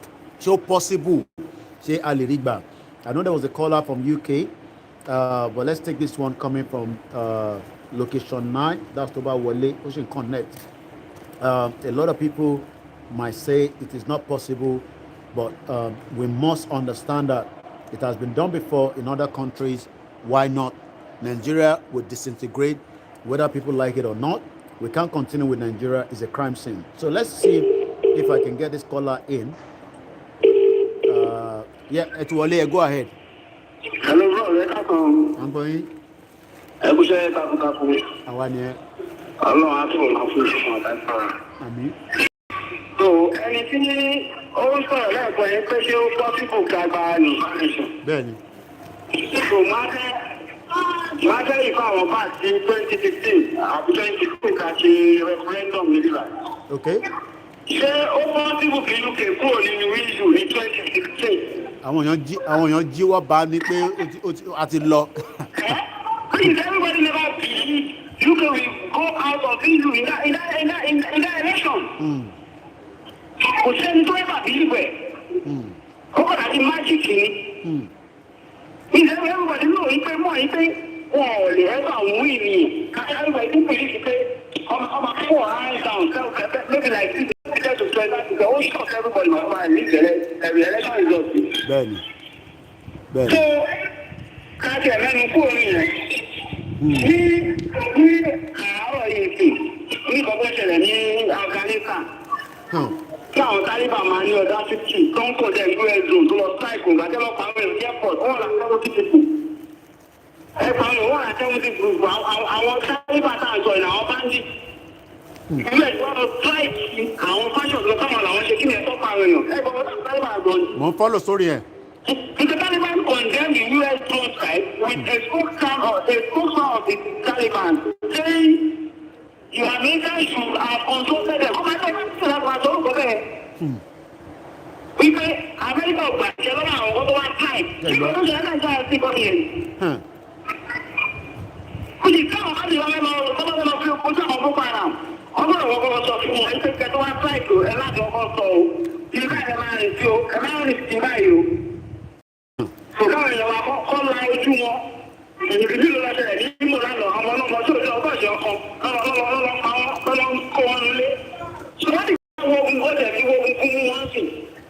èyí tí bẹ́ẹ̀ bá ti kúkú mú yá ẹ̀fẹ̀ mú kéré dànù ẹ̀fẹ̀ ń pẹ́ ọmọ ọ̀dà Yorùbá lè ló mọ̀ ọmọ àwòrán dẹ́ẹ̀tì àánú mọ́ ẹ̀ṣẹ̀lú ẹ máa fẹ́ dògbò.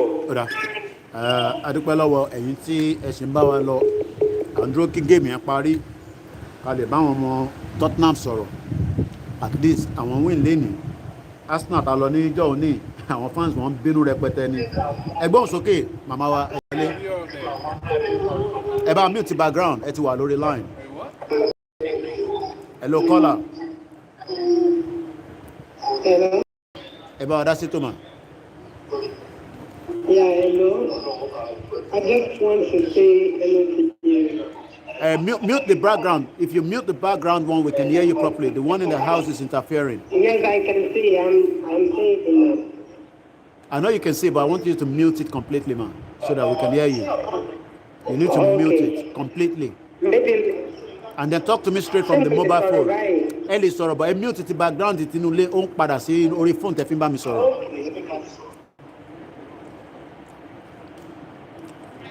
Phone wọn lọ́tún lọ. Ẹ má mute phone àní device tẹ́ fi ń wo nínú ilé à ń gbọ́ yín nísìn. Mo ń gbọ́ yín bẹ́ẹ̀. Ókè ti yé mi. Báyìí ń tọ́. Ó bẹ́tà à ń gbọ́ yín mà. Ókè mo kàn ní kí ẹ pé ẹ kú iṣẹ́ ìjọ òun ẹ kú iṣẹ́ pàtàkì. Àwa ni ẹ. Mo lè kí bàbá wa náà ìjà àti fún ìkórè kí everybody ìpìlẹ̀ ní pẹ̀lú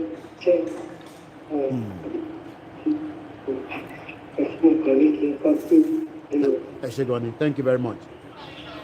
Well, ẹ ṣé gan ni mọ́mí wa. Thank you very much. Mo kí gbogbo ẹ̀yin tí ẹ láǹfààní àti máa gbọ́ wa tẹ́ ń wò wá. I'm just waiting for the game to finish and then we'll see if we can get tó bá tẹ̀ win irú tàwọn Arsenal ìbínú ló fi bá wa sọ̀rọ̀ nígbà tí wọ́n gbá game yẹn tán. 62,000 multiplied by average of £93 lówó ticket ẹ̀wọ̀n tí ó lè fún wa so ìyẹn la ṣe ń sọ pé ẹ̀yin tí ẹ wà nílé option wà fún wa nísìn láti sọ pé a fẹ́ ṣe Nàìjíríà mọ́ but gbogbo wa ni àjọ máa ṣiṣẹ́ yẹn eléyìí ń ṣiṣẹ́ èèyàn kan every single one of us has a role to play. Let's enjoy this while we're still continue with the broadcast. Ọmọ Yorùbá ẹ ronú àti sọ́kàbọ̀ ti pẹ́. Ọmọ Yorùbá ẹ ronú àti sọ́kàbọ̀ ti pẹ́. Ó ti ń jáde díẹ̀díẹ̀. Àsìkò tẹ̀wá sí tó dápọ̀ wọ́n tó wọ́n kàn ṣẹ́gbọ́. Gbogbo wa pátápátá ló ní iṣẹ́ tó ń ní wọ́n ní business olúkálùkù wọ́n ní business ẹ̀ tó ní business ó wà employ ẹ já lọ sí new caller tó wà lórí line. Hello. Hello, ẹ káàsán sá. À ń gbọ́ yín màmá wa. Yes sir. Máa kọ́kọ́ gbàdúrà ni. Ẹgbẹ́ sókè. Ní orúkọ Jésù, ní agbára ẹ̀jẹ̀ Jésù. Àmín. Gbogbo agbára kí agbára, gbogbo ènìyàn kí ènìyàn, ọmọdé ni, àgbà ni, onílé ni, àlejò ni. Tó bá wà nínú òkùnkùn, tó dẹ̀ ń tafà sí inú ìmọ́lẹ̀ ní orílẹ̀-èdè Yorùbá. Ilẹ̀ ṣe lanu tó gbé bára mọ́ra mi, Olúwa gbé wọn mì lórúkọ Jésù. Àmín. Ilẹ̀ alanu á gbé gbogbo agbára náà mi. Àmín. Gbogbo agbára tó ń ta orílẹ̀-èdè Yorùbá ní àmì, ilẹ̀ alanu á gbé wọn mì. Àmín.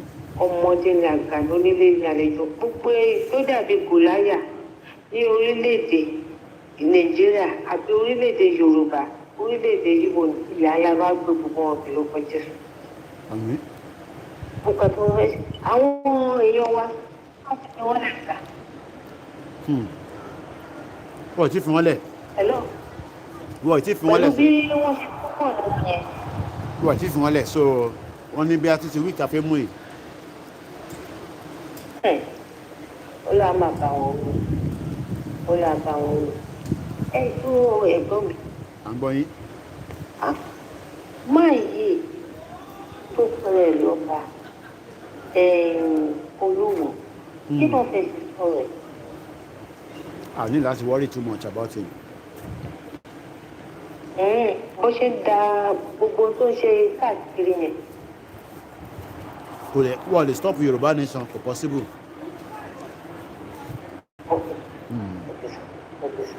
Gbogbo àwọn kìnìún ilẹ̀ Yorùbá, gbogbo àwọn tó ń wò pé àwọn kìnìún láyọ̀ Ọlọ́run á máa tẹ̀lé Jésù.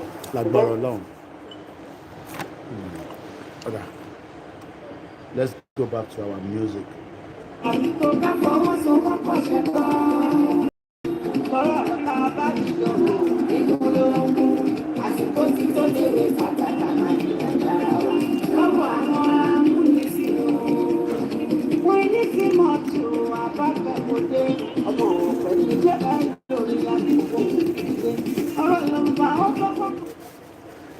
All right, let's go to Istanbul, Turkey. We have a new caller on the line. Hello, caller. Hello. Ẹ káàbọ̀ sórí ètò. Yes, I sent a picture. It was a comment. I was looking on Instagram. Okay. And I saw one of these guys. I'm just checking it out. From Go the ahead. north, saying, I am a Muslim, non-Yoruba, Okay. but Hausa Muslim. I'm reading it as well. Go ahead. Are being treated. They are used for only causing mayhem, destruction of ideas. All to keep the allies on top and their people for pointing us to the poor. Believe this. The person now replied, again, truth are nothing but the truth. Please, Nigeria should divide. If other tribes want the earth, they should unite. We Northerners are united. I wonder why the Middle Belt, South and East think they are different. In our eyes, all you guys are Yamri. When killing starts, the Northerners. Ọ̀rọ̀ tí arákùnrin wa ń sọ, èmi náà mo ti rí lóòótọ́, màá ṣí ẹ̀ jáde nísìnyí, but ẹ máa sọ ọ̀rọ̀ yín lọ náà kémi tó sọ sí. Hello, caller wa. Hello. Yeah, mo ń gbọ́ yẹn máa sọ̀rọ̀ lọ́sẹ̀.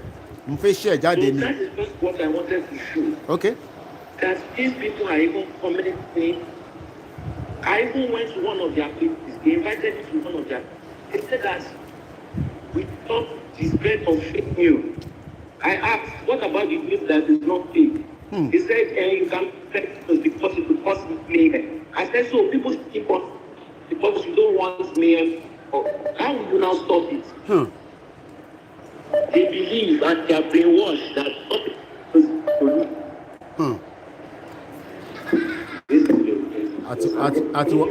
àti wọ bàbá problem táwọn èèyàn bá mọ̀.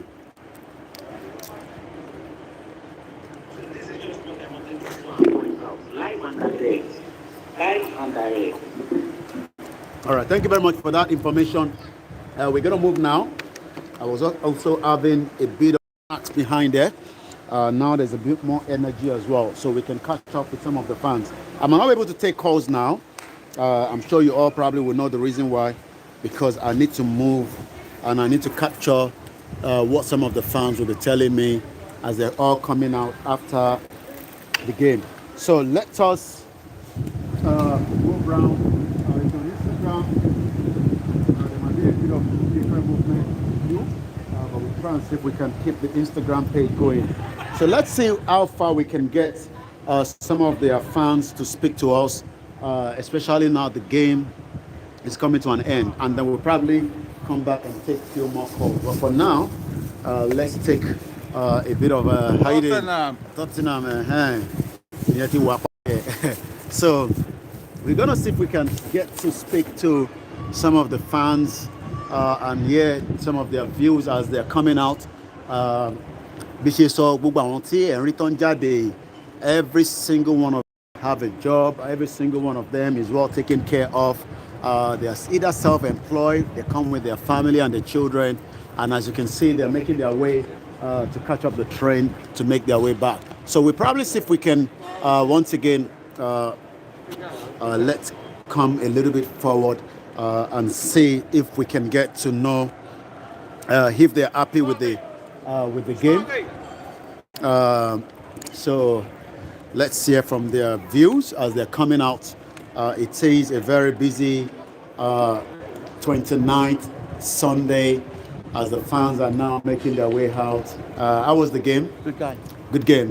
Okay, you've had it there. How was the game? Rubbish. Okay, somebody say it was rubbish. Originally, view them might get. Somebody says good, somebody says rubbish. But the most important thing is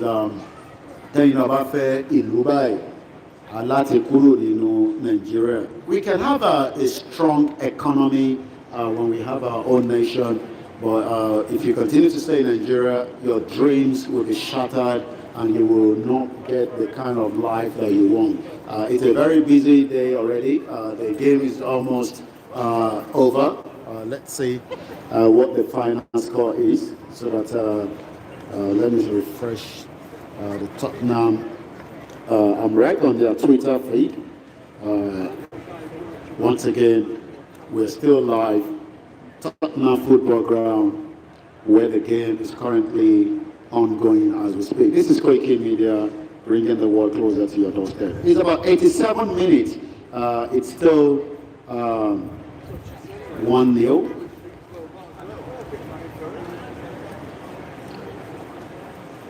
And let's hope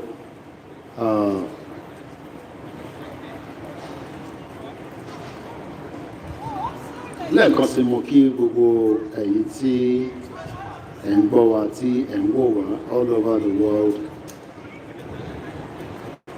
Last week we were at the Arsenal ground. We're taking you to a different ground every other week, depending on the time factor. But for now, we are still live somewhere around there. We see if we can get to speak. And you will ask yourself, when are we going to have a country for us as well? Nigeria cannot work for us. No point deceiving ourselves that Nigeria is going to work. How was the game? Good game, okay? You had it there. It's a good game. As the fans are coming out, it is still Koikimedia, bringing the world closer to your doorstep. How was the game out there? Once again, we can have a nation of our own. This is how the view looks like each time a match is played in the Premier League. When the fans are making their way home after the game, a lot of them have business to do. A lot of them, because it's an online business. But Google don't show online business in Nigeria, and what is called the Yahoo. Everybody has been turned to Yahoo because it's a system that is not working. But Tobago, a country for 61 years, by now, how was the game? Wicked, okay. Good quality. So what we expecting? When is the next game? The next game, where? Crystal Palace, is it? Tottenham. Watford. Okay, I'm aware. When is the next game?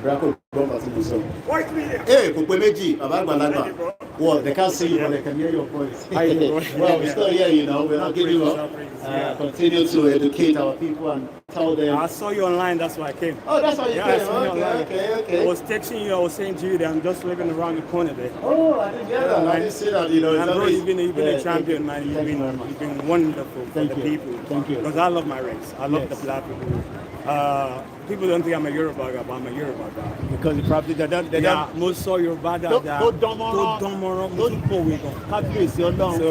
we don't like. I mean, there's a lot of Yoruba boys here. Yeah. All the shops you see, they just Yoruba people. Oh yeah, no, I know. Okay, so you should go and see them because the barber shop, they are your fans. I know them. Zion Barber. That side. They're your fans, man. I'm gonna walk that side. So although they support Tottenham, but I support Man United. Okay. So, I was going to. I might be going to the next game of the Man U. Yeah, that's good. But one thing our people don't understand is, as the indigenous owner, these are people now.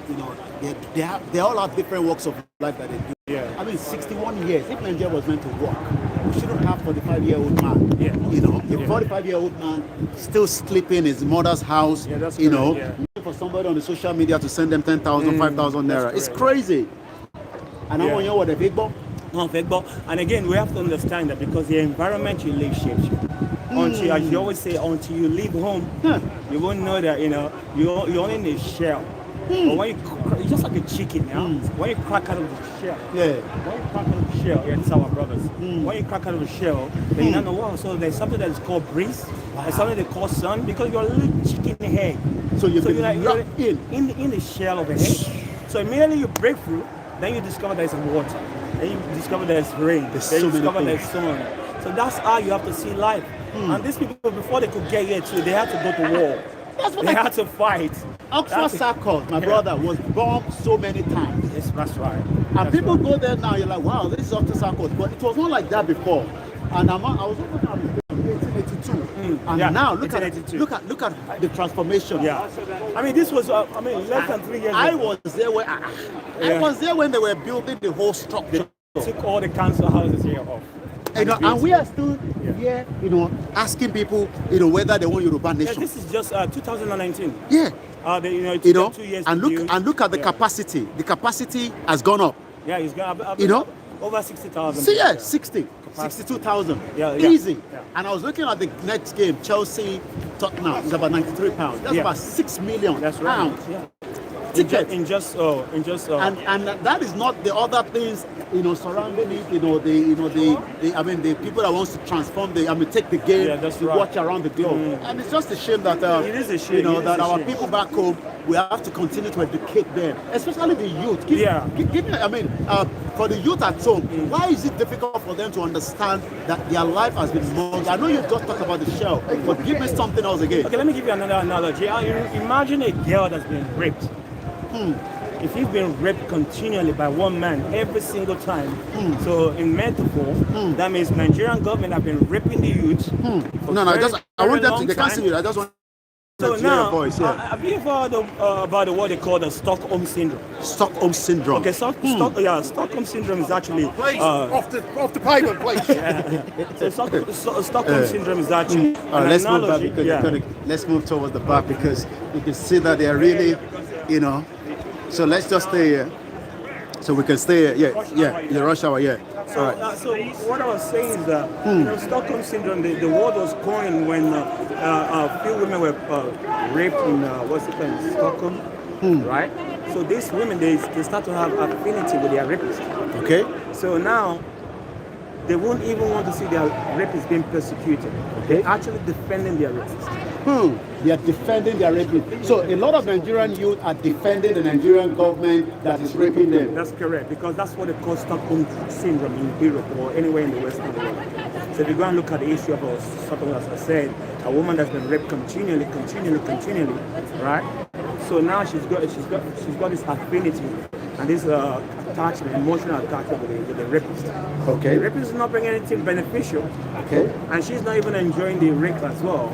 But because she's been continually adapting to that environment, so she's unable to detach herself. Wow. So this is what Nigerian government are doing to the youth. So they've ripped them of their education, security, welfare. I'm not talking about sexually, I'm talking about metaphor. I understand, metaphor, So it would be good. I mean, they said the youths are the future. But if the future also agree to come closer, that will work together. You know, you have a British socket, and you take it to France, it's not gonna adapt. You have to have an adapter. Okay. So what I'm trying to say is that our people, right, they have to know how to This adapt. is the Koikimedia. You're watching live here as the fans are making their way out of the of the football match that have just completed. It's a good game for Tottenham because they literally won the game. But back home, a lot of you will probably be thinking, how do we have this opportunity? Before I let you go, my brother, one more advice to the youth at home right now that might have opportunity to watch this in any platform, even those that are blogging us as well. To be honest with you, few words. Come out of your shell.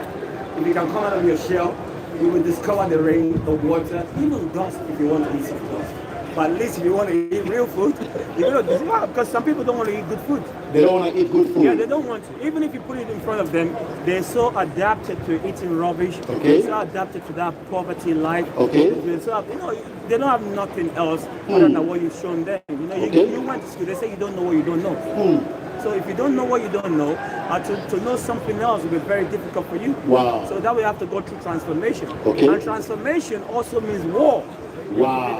So we should be prepared for everything. No, I mean, if you look at my phone, let me show you what I have in my phone. This, it says, I don't know if you can see very well, but it says if you want peace, prepare for war. If you want peace, prepare for war. So that's a Latin word. So if we want peace, we must also prepare for war. Now there's different kind of war. There's a psychological war. There's a social media war. There's a social media. That's the kind of mental war where you'll be able to gather people to mentally support you. Okay. Without lifting a finger, without knowing them. Okay. Because we have people watching us around the world. There's another war.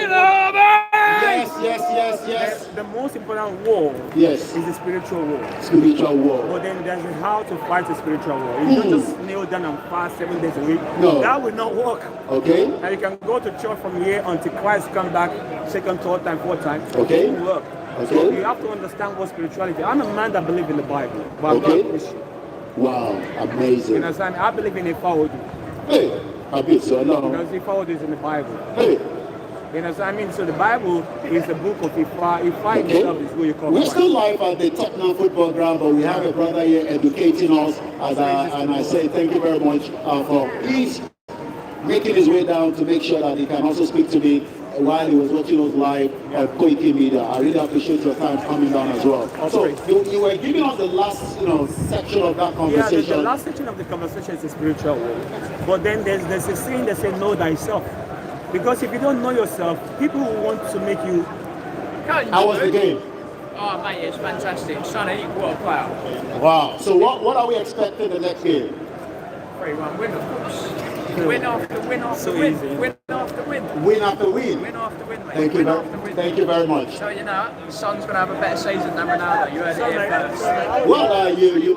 He's 21. He's 21. And come this way. Come this way. I want people to see you. This is what we are talking to. So you believe that as you're 21. We have a better season than Ronaldo. You heard it here first. Son better than Ronaldo this season. Thank you very much. Well, I'm 21 here. Thank you very much for taking time there. So now, that is kind of this is that's the mentality. You say win after win, win after win. Even though he knew that they're not going to probably take the call. Yes. But in his mental, in his psyche, he believes win after win. Okay. But when he said win after win, he knows that he has to put money, support their player. Wow. Because he understands what he's saying. Okay. Winning after win means economy as well. He has to dip in his own pocket and to support the team. Because he knows. So when I tell people to support Koikimedia, it's part of the look, brother, look, if you want to fetch water, you need a bucket. You know what I mean? So you can't just go to the well and say you want to fetch water and you don't have the bucket. So how is the water going to come up? So if you say you want to see somebody who's going to fight, because not everybody can do what you do. I have what I do too. Yes. What I do, I normally take the British government to the courts. I love this. I'm saying it like we went to court with the Queen of England 2019. Wow, was stealing natural resources from Nigeria. She lost the case. Wow. But the thing is that they're so. Because if you look at the police don't work for the public. They work for the royal family. Okay. You understand? That's how the public. If you ask the police, are we in democracy? They'll say yes, but you work for me. They say no, I don't work for you. Yeah, you pay them as in tax money. Okay. You work for the royal family. Okay. So now they cannot go and arrest the Queen for stealing in Africa.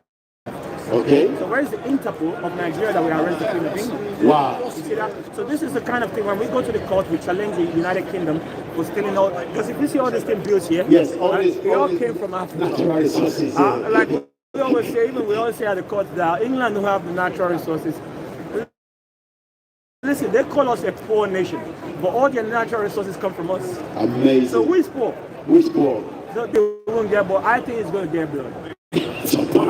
I think it's going to get bloody. Okay. However, we should prepare spiritually first. We should prepare spiritually. Spiritual is the steering of physicality. You understand what I mean by yes. that? So if you want to steer your life, physical life to one place, spirituality is what we are. And we are Israelites of the Bible. Wow. So we are the when you say Yoruba actually means Yarubawa. It's actually is a word in the book of Judges chapter 6 verse 31 to 32. Yoruba is people say, we don't know where Yoruba was coming from. It's a biblical word. Wow. We are the people of God, and all these white people, they know it. Wow. They say, yeah, we know you're the real Jew. They tell us, yeah, but they won't tell it on the international scale. On the international platform. That's why I don't watch BBC. My big TV at home, I've covered with a big blanket for the past 6 years. I don't watch TV. I go to sort out my own. I mean, how did I find alternative news? Alternative news is the way to do. Which is what you're doing, which is why I respect people. You know, when you're a single person or your little group, you are more honest. But when you have a big corporation, you're talking about corporation corruption. So they go together. Corporation is about corruption. Wow. Because you will want to, I think it's so you're right there. Okay. Only petty in your back now Britain don't believe that they are stealing from Africa. Britain believe that Africa is your friend, and if your friend have 10 sneakers, if you take one instead of the other, exactly. If your friend tell you already you can in stick after I have 10 sneakers. However, your friend too might have children. So you're only knowledgeable man. God bless you. All praises to the Most High. I always give glory and honor to the Most High as Israelite. I don't believe in religion. I mean, this is not a hurt or target anyone. I don't believe in Christianity, Islamism, Judaism, Zoroastrianism. I don't believe in any religion that's been brought to us. Okay. But and again, I only believe in Ifa, but not as a religion, but as a culture or as a tradition. Okay. So we have to see Ifa is the way to do. Okay. Ifa has been speaking before Christianity came. Okay. However, there's a left Ifa and there's a right Ifa. You understand what I mean? So the Ifa that they're doing today, because me and my brother, we have a YouTube channel. Okay. We do studies. We do give us the YouTube channel for those that want to check it out. Yeah. Once again, you are still watching Koikimedia as the fans are coming out of the stadium. It's been a long day for them, I'm sure. It's a good win for the game today. But like my brother said, we must also prepare to win to get out of that contraction called Nigeria. Is a crime scene, like we always say. It's also created a lot of genocide, and a lot of people might not know. That is why we are here as well, to educate those that need to know, while we are also speaking to you as well. My brother is still going to give us their YouTube channel, so that those of you that might want to check them out, it is worth having a look as well. Knowledge is not something that we can keep anymore. We must continue to enlighten and share it. Are you ready? Yeah, 1 second. Okay. So once again, I do better gbogbo èyí tí ẹ ti darapọ̀ mọ́ wa níbi tí ẹ ti ń gbọ́ wa tí ẹ ti ń wò wá Tottenham football ground. Gbogbo àwọn tẹ̀ ń wò tán lọ tán bọ̀ yìí wọ̀ lórí méjì bí àwa náà ṣe wà làwọn náà wà. Elédùmarè ti dá wa náà ní ti dáadáa àmọ́ nítorí pé somebody say, Koiki, put this guy on your panel. Oh yes, I'm sure he will be joining us soon. He was watching me all the way in his house. While I was very close to the stadium, he decided to make his way down here. We're still saying, how was the game? Good, okay. As the fans are making their way home, we would like to also say thank you very much to every single one of you that have joined us on this special broadcast that we've decided we're going to be doing more and more. We'll be bringing you to different Premier League ground, talk to the fans, educate them about the atrocity going on in Nigeria. A lot of them are not aware of the atrocity going on in Nigeria. There's genocide taking place. And it is my job as a media to also let the world know what is happening. Once again, I say thank you very much once again. Let me come to the screen so that you can see me. I know I've been talking behind the scene for some time now. But one thing is, our brother that has been speaking to us, you haven't got any hope. Every day, and soup, and soup. Kò sí any hope kankan fún ọmọ káàárọ̀ òjíire because àwọn tí wọ́n ti lock down. They know the atrocity that they have committed, but they refuse to tell you. And if you're waiting for channels, television, TVC, and all these mainstream media to give you the exact information, you will never get it. And that is why we are saying the opportunity we have now, is to lock it out to people who might not know this kind of. Because expression comes through. Let me get that again. When you are at peace, wow, you are able to express. So I want to listen words. Yeah, at peace. Well, that's why the creativity is dying. Because if you're not at peace, you cannot have expression, and without expression, there's no creativity. They all tie together. Because expression comes from when your mind's at peace, you're able to think. What does meditation mean? Bible speak about meditation a lot, but people see it as something that's very, very easy. Meditation actually means to meditate on the laws of God, but then the laws of God give you peace. So, but then there's a saying in the Bible is that God said in the book of Joel chapter 3, he said, prepare for war. Why would God say prepare for war if it's just a man of peace? In order for Solomon to have 40 years of peace, David had to fight for. Not be the wisest man. If David did not fight for 40 years peace, he won't be able to think. He won't be able to think about all the 3,000 proverbs you have in the book of Proverbs, the songs of the wisdom of Solomon. Solomon will not be able to do that. So when you have peace, then your expression comes in, creativity comes in, then wisdom comes in.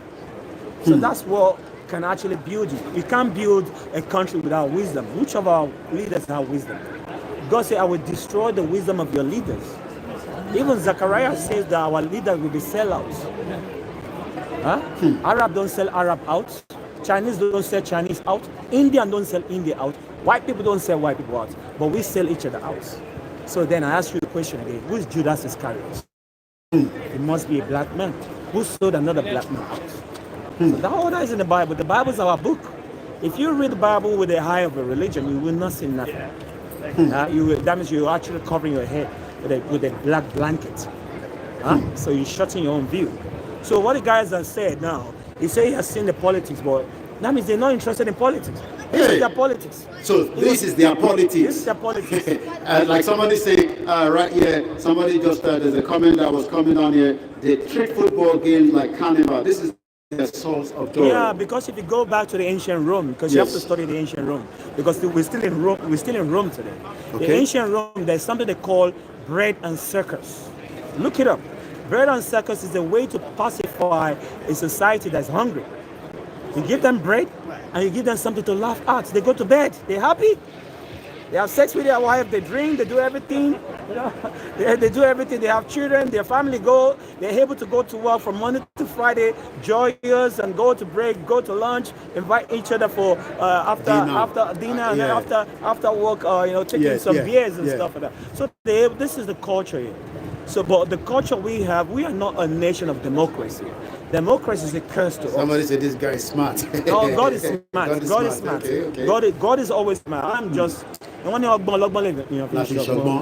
but sorry, I'm speaking English. I do that. I'm sure you probably love to speak Yoruba.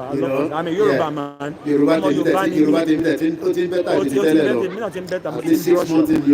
I was watching you too, so my Yoruba was better. It gets better as well. So so as I was saying, if you look at look at your children, if war, go and look at the British war. Scotland have to fight England for there to be peace. We are living even the one that we saw, which was very close. Bomb the royal family member, so there can be a decree that make look, you're no more a slave.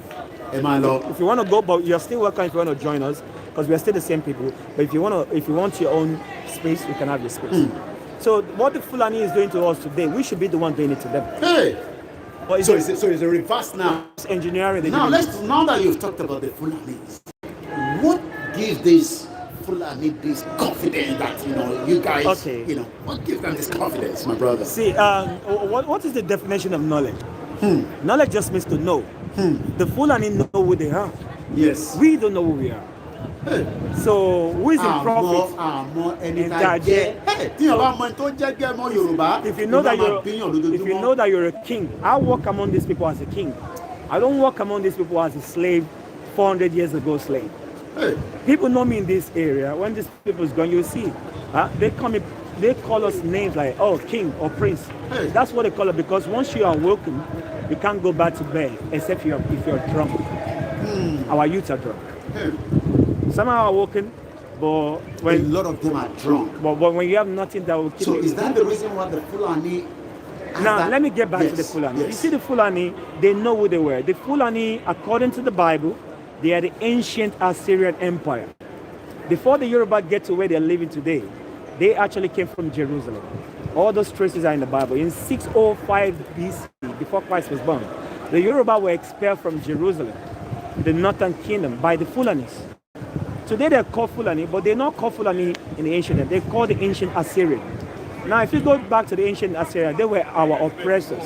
The ancient Assyrian, unlike Gabale or Lori, okay, Tigini, but Otiti. So they change narratives. So they're worse than BBC. So when you see people like BBC supporting the Fulani, because if you're not broadcasting one race genocide and another race, that means they say you can't serve two masters. You will hate one and love the other. So BBC is supporting the Fulani. So the Fulani know who they are. We, the Yoruba, we don't know who we are. Even the word Yoruba is in the Bible. When you say Aguda, Aguda is in the Bible. When you say Lagos Aguda, around when I was young, it's in the Bible. Aguda just means Judah, or it just means Judah. Yawada, Yahawada, which is the name of our channel anyway, just to let you know. Yeah. I'm going to give you the channel in a minute. So we have to know who we are in this plaza. You see all these people, they finish and they're going home. They go and do whatever they want. Look, if they finish early, there's something they call after party, getting drunk. But they're still going to go to work tomorrow. So how they manage that, they understand how they manage that. You understand me? And if they can't go to work, you know what they do in this country? Oh, boss, I've got a hangover. Is he going to get sacked? No. There you go. So we have to know that there's a way to do things. With the way we are doing things is not right for us. And again, there's something we adopted that is not ours. We need to get rid of it. Democracy is not ours. You have to understand the meaning of the word. Democracy is a spell. Go and look at the meaning. Don't just look at the meaning that they give you today. Go and look at the ancient meaning of democracy. It's called demos kratos. Demos kratos is a Greek word that means demons are ruling. That's what it means. So are not the politicians in Nigeria, are they not worse than demons? That's why we call them evil. So evil, right, is what demons do. They care less about They care less. Demons they go out for destruction. But they do it in subtlety. Subtlety, that means subtlety. They do it with subtlety. Somebody say Asian Syria. Remember, this is in the Bible. This is in the Bible. It's in the Bible. Bible. Look, if you look.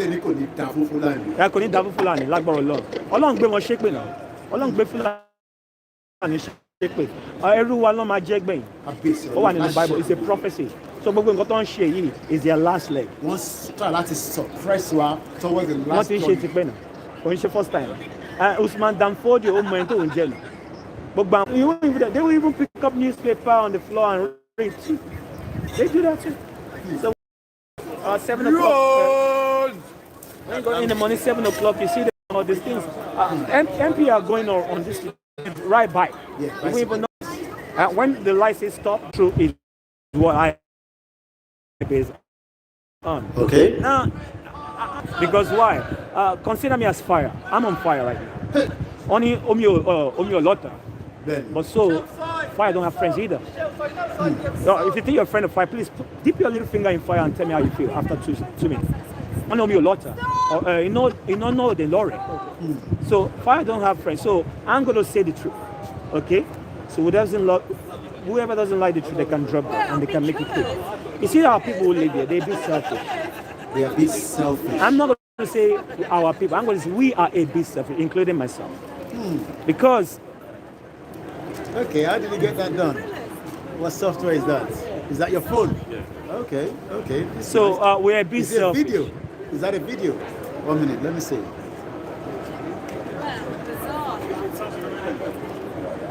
Okay, so what software? Okay, you're using like some of these TikTok and Yeah, like an app. like an app. WhatsApp. WhatsApp. Okay. And Snapchat. Snapchat. Brother, is that golden teeth? Yeah. All right. So I'm enjoying the conversation. So, Go ahead, our people are here. I mean, I'm going to say majority are selfish. including ourselves. Yeah, while he was in Nigeria, me and my brother were trying to organize to make sure that Igbo and Yoruba comes, because the division is what is killing us. Understand me? Yes. So the division is what is killing us. Christ says that a nation divided can never stand. So we and Igbos, we're actually the same people. What Igbo used before Christianity came around, Islam, Igbo used what they call AGO4. AGO4 just means like incantation. That's what Ifa would do. Ifa is incantation. The whole book of Psalm in the Bible is incantation. You are incantating when you read the book of Psalm. And you say, oh, all this Babalawo. Okay, fine. Maybe modern day Babalawo, I'm not in support. But the ancient one that followed the scriptures, they were there as well. So the people who live here, I've been living here for about 20 years or so. Right? So we are all the same level. You've taken the power away from them. Now you are heathen. You're on a leverage. So what do you think the game was about? Some of them are. Yeah. Okay. So that's Watford. That's the Jesse. Yeah. So it's not the same. Yeah. You've been strategical, right? That's very beautiful. Yeah. So our people who are living here, there's some knowledge they have here. Is like they're worse than all these sellout American musicians, because they have sold out to the elites. Okay, well, but, yeah. Okay, no worries, brother. I mean, brother, I would like us to go down there. Okay, let's go down there. I'm meant to be in let's go down there. Okay, we're gonna move in a bit. Yeah. And then let me just put this one away. Because some brothers might want to say hello. They are your big fans. Oh yes, I can imagine. So we need to change our mindset. It's where the knowledge is going to live. Knowledge don't live in the palm of your hand. It lives in the brain. So if the brain is occupied with rubbish, I mean, if you can't hold. He said the toilet is not, you can't even step because there's it everywhere. Yeah. Now, can you put a nice sofa that's worth 1,000 pounds there or 1,000 pounds? No. So that's the way the brain has to be. You have to take all those garbage brainwashing things they put in there and start to fill it in with knowledge. Start to go into the scriptures. Know who we are, that we are the Israelites of the Bible. So once we know that we are the Israelites of the Bible, then go and ask God, what do you require of us? Deuteronomy chapter 22, verse 5. See, God says, and now Israel, what does the Lord your God require of thee? Let me help you. Your hands is full. So what does the Lord your God require of thee? But to love the Lord your God, to walk in all of his will, and to serve him, and to keep the commandment of the Lord your God, and the statute which I command you this day for your own good. So the scripture is there for our own good, but they turn it to religion. So if you take the religion out of the way, then you have a open field, not a field full of grass, and you can't play football. You understand me? Like they do in Nigeria. You see a field full of grass and still be playing football there. But look at the stadium here. You won't see a single grass growing. 1882. 1882. This is very new. Which one? This is less than 3 years old. Yeah, no, I'm aware. 2019. I'm aware. Yeah. And then we have all our own empire, destroyed. Exactly. All over the place, and then people still think that one day Nigeria will be like UK. No, not overnight. Not overnight. I mean, to be honest with you, they say it's going to take 2 years to build. It took 2 years exactly. Not even 1 second pass. 2 years exactly on the dot. So they're walking around the clock. They meet up. They work day and night for 2 years. While we are still there, we're still building bridges. What about that rail fashion? Abandoned. So we have to change our mindset. Honestly, I love what you're doing, but we're doing more on a kind of biblical, legal kind of confrontation. Okay. We confront England a lot. We've taken them to court. So can you share anyone that you think is worth us knowing that you've done either recently or in the past, you know, with some of those things, and there may be outcome. I don't want us to go into the one that is still going on. But you know, it's it doesn't matter what the outcome is. You know, let's just get, because when people hear that, I need to be England and be Queen. No, we have to, because we have like, the rights. okay, I need to like I need to be Queen. Let's actually, she took us to court, but we're turning around. But we thank God for helping us, because it's not our power, by our power we do this. Yes. But you have to understand, when somebody is accusing you of something, yeah, knowing the secret that they are actually the root of your problem, you can turn it around by the power and the wisdom that God has given you. Okay. Because we have to understand that we, as the Israelites, we are very wise people, but we don't use our wisdom for good things. You see, we are very good people too, but we don't really use it to help ourselves. We use it to help other people. So what we have to do in this last day is to come back to our heritage. Now, going back to the people, like, you know, our situation is always with the police, the politics, and the let me give you an example. For example, you see all these TFL buses. Oh yes. Since 1935. Okay, let me ask you a question. When did they discover oil in Nigeria? Or when did they say they discovered oil in Nigeria? Crude oil. I haven't shared that with me. 1967, 68, right? They discovered oil, roughly around that time. Okay. What if I told you that they discovered oil since 1935? Nigeria funded the British War. World War II. We funded World War II. Our petrol was the one running the tanks. Because there's a company called, you know what you call BP today? Yeah. BP was not called BP today. It was called British Iranian Petroleum Company in 1935, early 1935, when they discovered oil in Iran. That was when they discovered oil in Nigeria too. But they didn't declare their oil, they discovered until over 30 years later. So they've been siphoning out all those oil and bringing it out here. In 1948, they funded World War II with our oil. Nigeria oil funded World War II. And people don't know this. You see all these TFL buses you see going there? Yeah. They've never bought a drop of oil. It's been coming since 1935. GLC is called. Greater London Corporation. Before it was changed. All right, I'm not gonna show the camera today. I told you are their fan. Well, show you, but you know. No, I told you. Let me. Nice one. It's like good to see you. Good to see you. Nice one. Nice one. I'm glad you. I told you are fine. You're I'm glad you get it going. Anytime,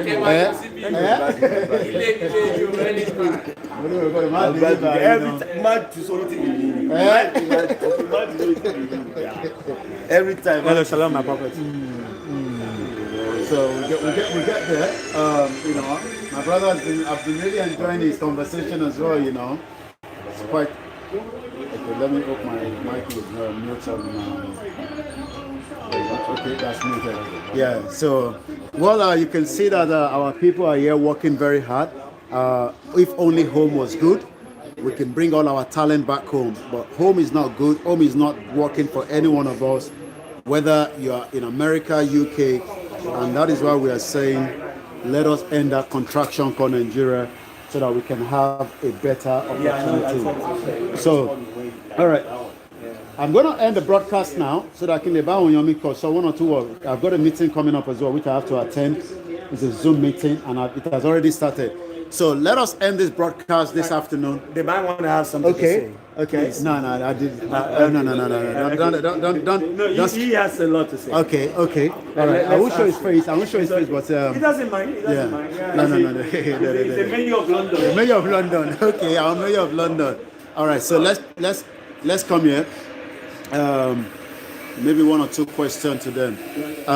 My brother. Yes, sir. There's I know you're busy. We're not going to busy our clients, but just one quick question. Yes. Why do we need to get a Yoruba nation? Kí nìdí tá ṣe láti gba Yoruba nation ká sọ Yorùbá ká sọ tiwantiwa? Okay. The reason they believe with Yoruba as a people, I need too many potentials. Okay. Tẹ́ pé a fi lè dúró, a fi lè wà successful fún wa gẹ́gẹ́ bí èèyàn. Ṣé kò síbi tẹ́ bá dé lágbàáyé tẹ́ẹ̀nì rí àwọn Yorùbá wọ́n wà l'Afghanistan tí wọ́n ṣe nǹkan ńlá ribiribi. need anybody. Nàìjíríà ó ń fà wá sẹ́yìn gẹ́gẹ́ bí èèyàn. Nǹkan tí mo dẹ̀ tún fẹ́ sọ ni pé gbogbo ìjà tá à ń jà yìí àwọn èèyàn tó ń pera wọn ní olórí Yorùbá àwọn gangan ni problem tá a ní.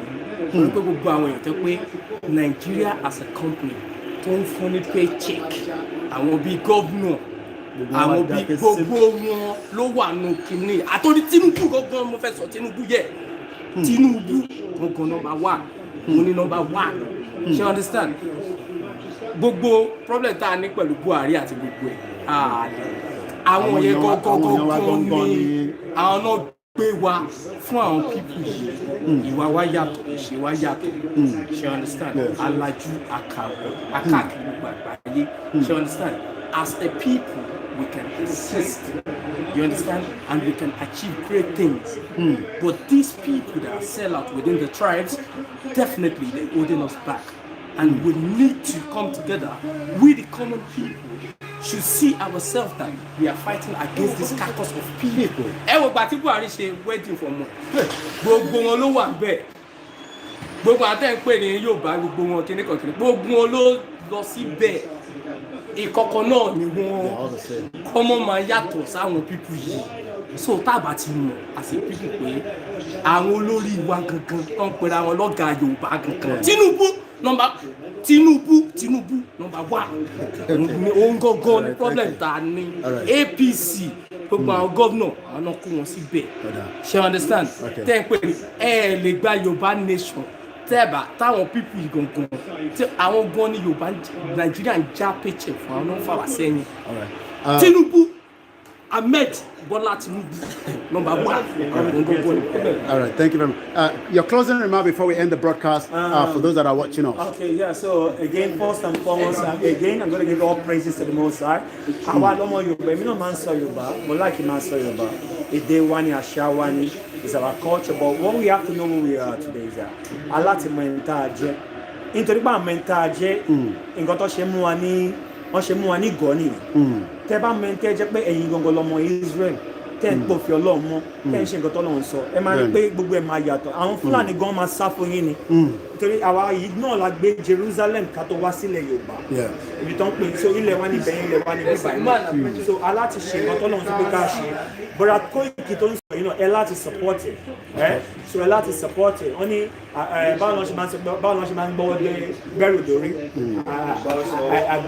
àgbàsọ̀rọ̀ lọ́ ṣe ń gbẹ́rù dórí so ó yẹ ká mọ nǹkan tó yẹ ká máa ṣe fún àwọn brothers wa tẹ bá rẹ̀ ń tó ń ṣe iṣẹ́ báyìí ẹ má condemn ẹ̀ àwọn tó ń jí yín lọ́wọ́ ẹ̀ condemn wọn ẹ má tún máa tẹ́ red carpet fún wọn wọ́n máa tún wọn tẹ̀yìn mọ́lẹ̀ lórí wọ́n máa di títì gbogbo yín máa di títì lọ ẹ máa ní bàbá kẹ́ nínú ẹ̀rọ ọ̀fọ̀ àwọn tó ń jà fún yín tó ń fi gbogbo life wọn dedicate life wọn do you think this job is easy? It's not easy. When you do it yourself, some people would have given up, but if not for the Spirit of God in him and the love that he has for you, look at the love, don't look at the money. Money is nothing, it's just paper. But that's how I run the business. Thank you very much. So with that, I give glory and honor to the Most High. We are the Israelites. Repent, keep the commandment. With that, say shalom. All right, well, we're going to end it here. I've got a meeting as well, a Zoom meeting that is already ongoing. I need to attend. We'll be coming back later on in the night with the broadcast of Professor Banja Kito yesterday. We're going to replay, but for now, happy Sunday to all the Tottenham fans. I think Man U is playing at the moment. Can you score? What's that going on? Okay, so I'm sure it's just about 8 minutes. But we'll be going to the next football ground. I'm not going to tell you which one, but definitely you will catch me when you catch me. Have a very good afternoon. Bye for now.